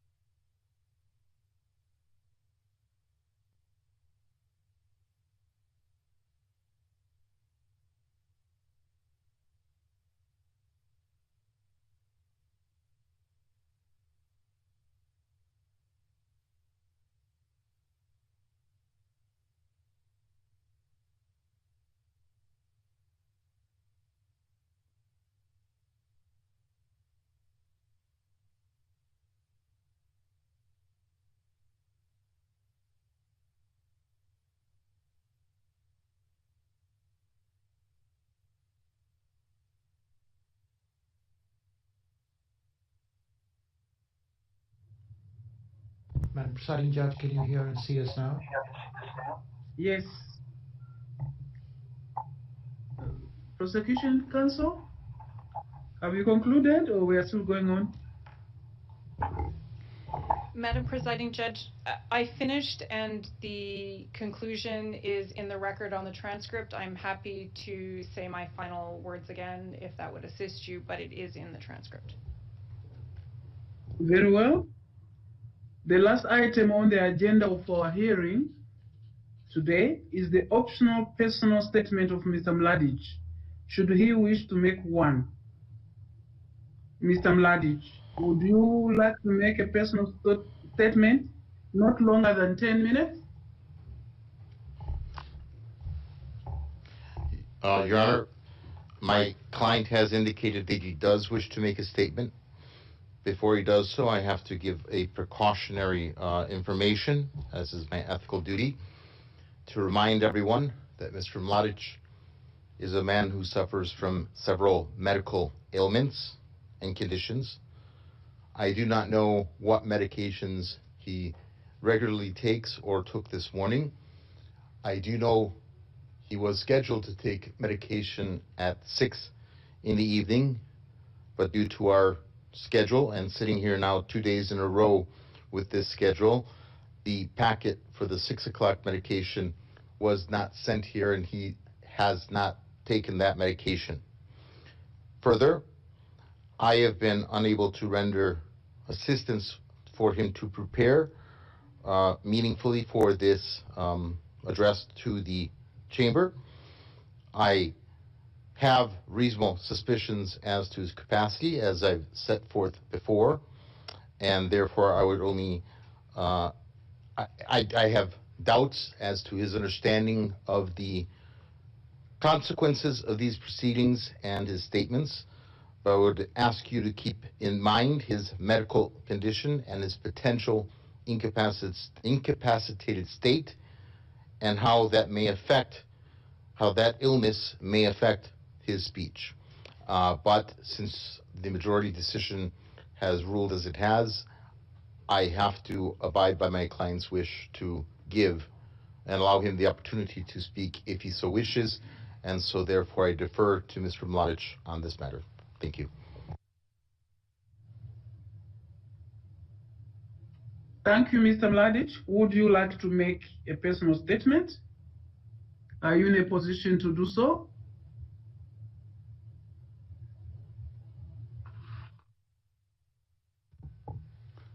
Poštovana predsjedavajuća.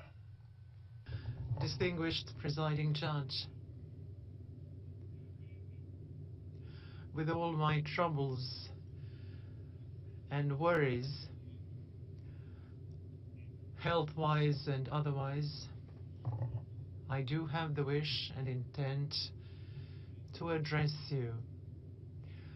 But I would kindly ask you not to limit me to 10 minutes, but at least 30 minutes, because since the 16th of June 1992, I had been pushed into war, and for every minute of that war I have something to say. Not for my own sake, or for the sake of my own, but in the name of our people and the huge number of my associates and collaborators and the Serbian people who have been in the crosswinds of the Balkans ever since.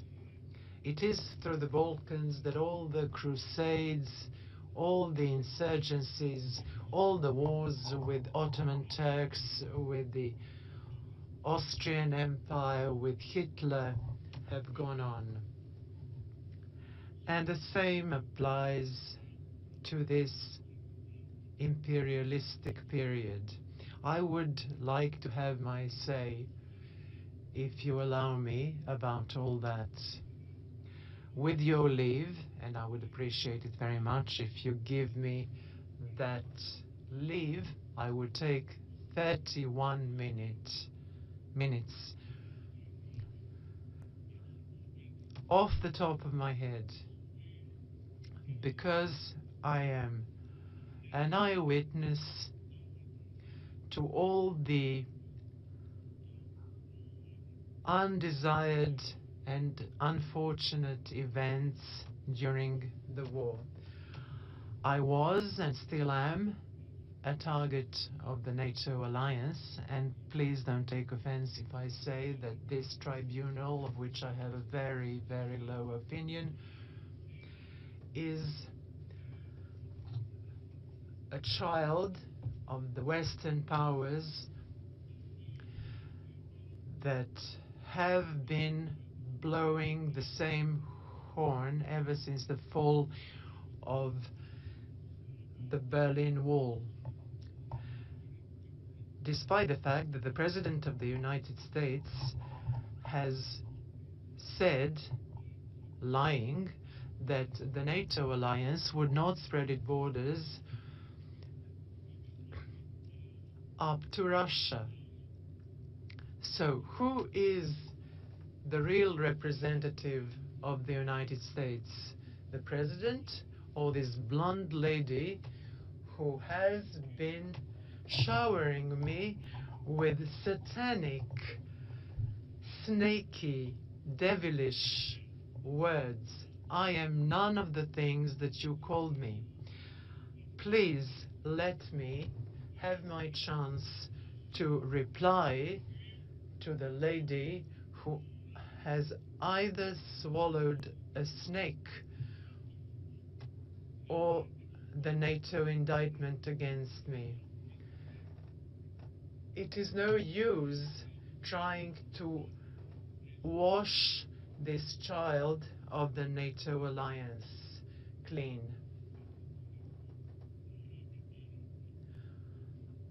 That is all for now, but I have much to say in continuation if you give me permission.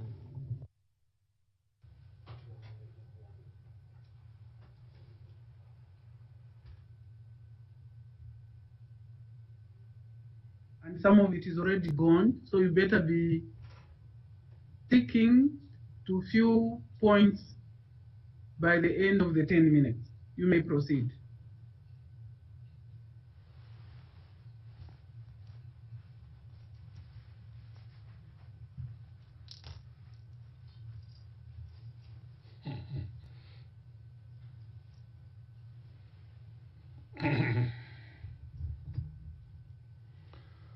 Sada sam u poziciji.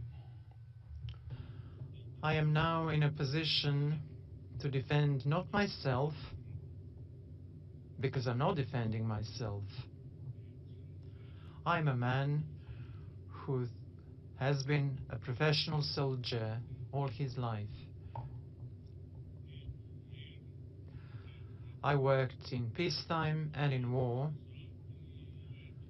in accordance with the laws of my country that was destroyed by the NATO alliance.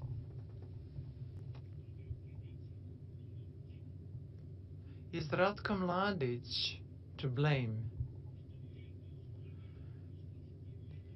Because he didn't allow the Ustasha enemy to throw Serbian children into pits like they did during the Second World War. Was the trial chamber who sentenced me to life imprisonment correct? No, they're not. They're wrong. And why are they wrong? Because they have a conflict of interest. They were defending not the truth.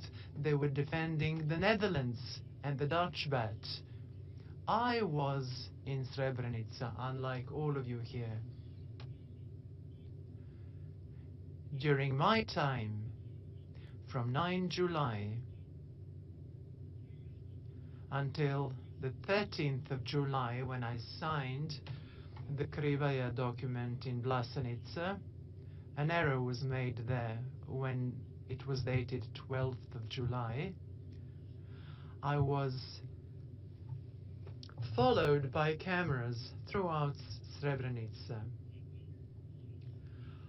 I was shot at by some straggler of the 28th Light Muslim Division of the BH Army, and he missed me, although he was firing at short range. I was holding a heckler at the time, and I said, "Stop shooting." He had missed me once already. I didn't even try to shoot back.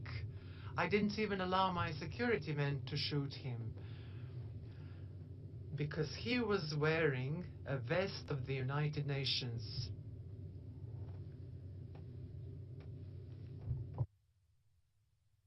Thank you.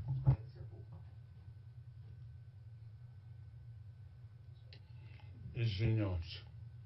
Apologize.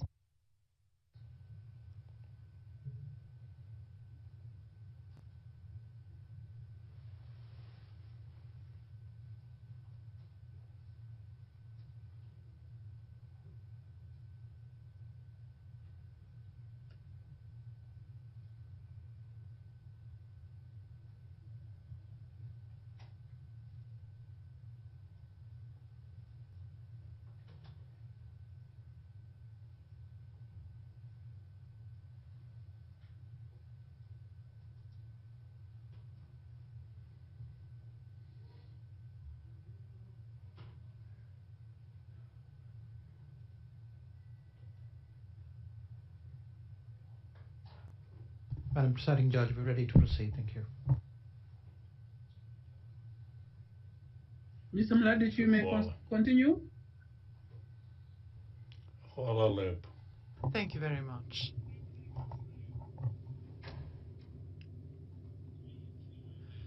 Srebrenica is the key to this trial.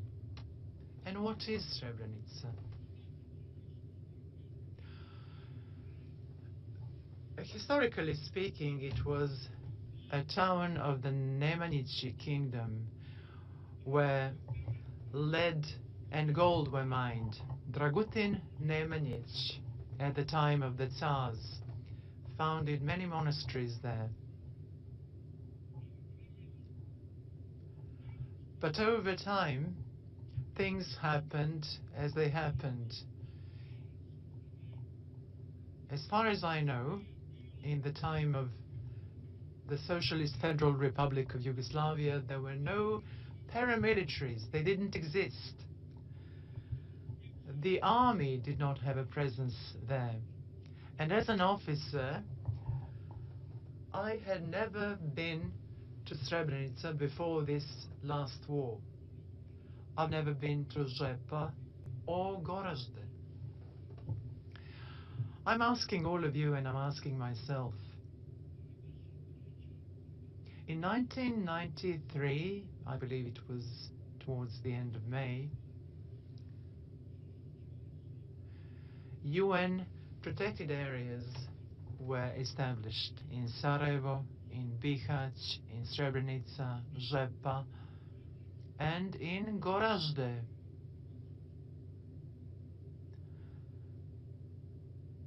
As that Frenchman would say. And that's fine. At that time, I signed with Halilovic, commander of the BH Army, an agreement to honor these UNPAs. And that meant that Srebrenica was supposed to be demilitarized,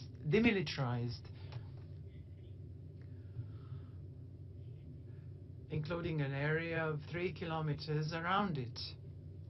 Žepa, Gorazde, Bihać, and Sarajevo were to be demilitarized as well. The war continued in Sarajevo, and after 1993, the First Corps of the BH Army stayed there. Were they disarmed? No. And who's to blame? Ratko Mladic. Generals Morion, Janvier, Smith, Rose, took their turns and nothing happened. I am not a saint, Madam Judge. I am a simple man. I said that many times during the war. Fate put me in a position to defend my country, the SFRY, that you Western powers had devastated with the help of the Vatican and the Western Mafia, Bush and Kinkel.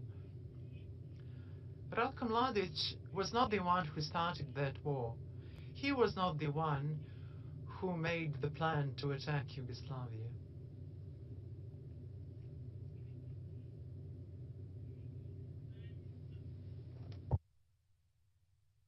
I thank you for your statement. Žao mi je što me prekidate. I'm very sorry that you have interrupted me. My time is only just coming. People will hear what Ratko Mladic has to say. I am alive and I will live as long as our tribe and our people live. Thank you. And this indictment of yours has gone down the drain. Thank you, Mr. Mladic. Is there anything further from the parties before we conclude?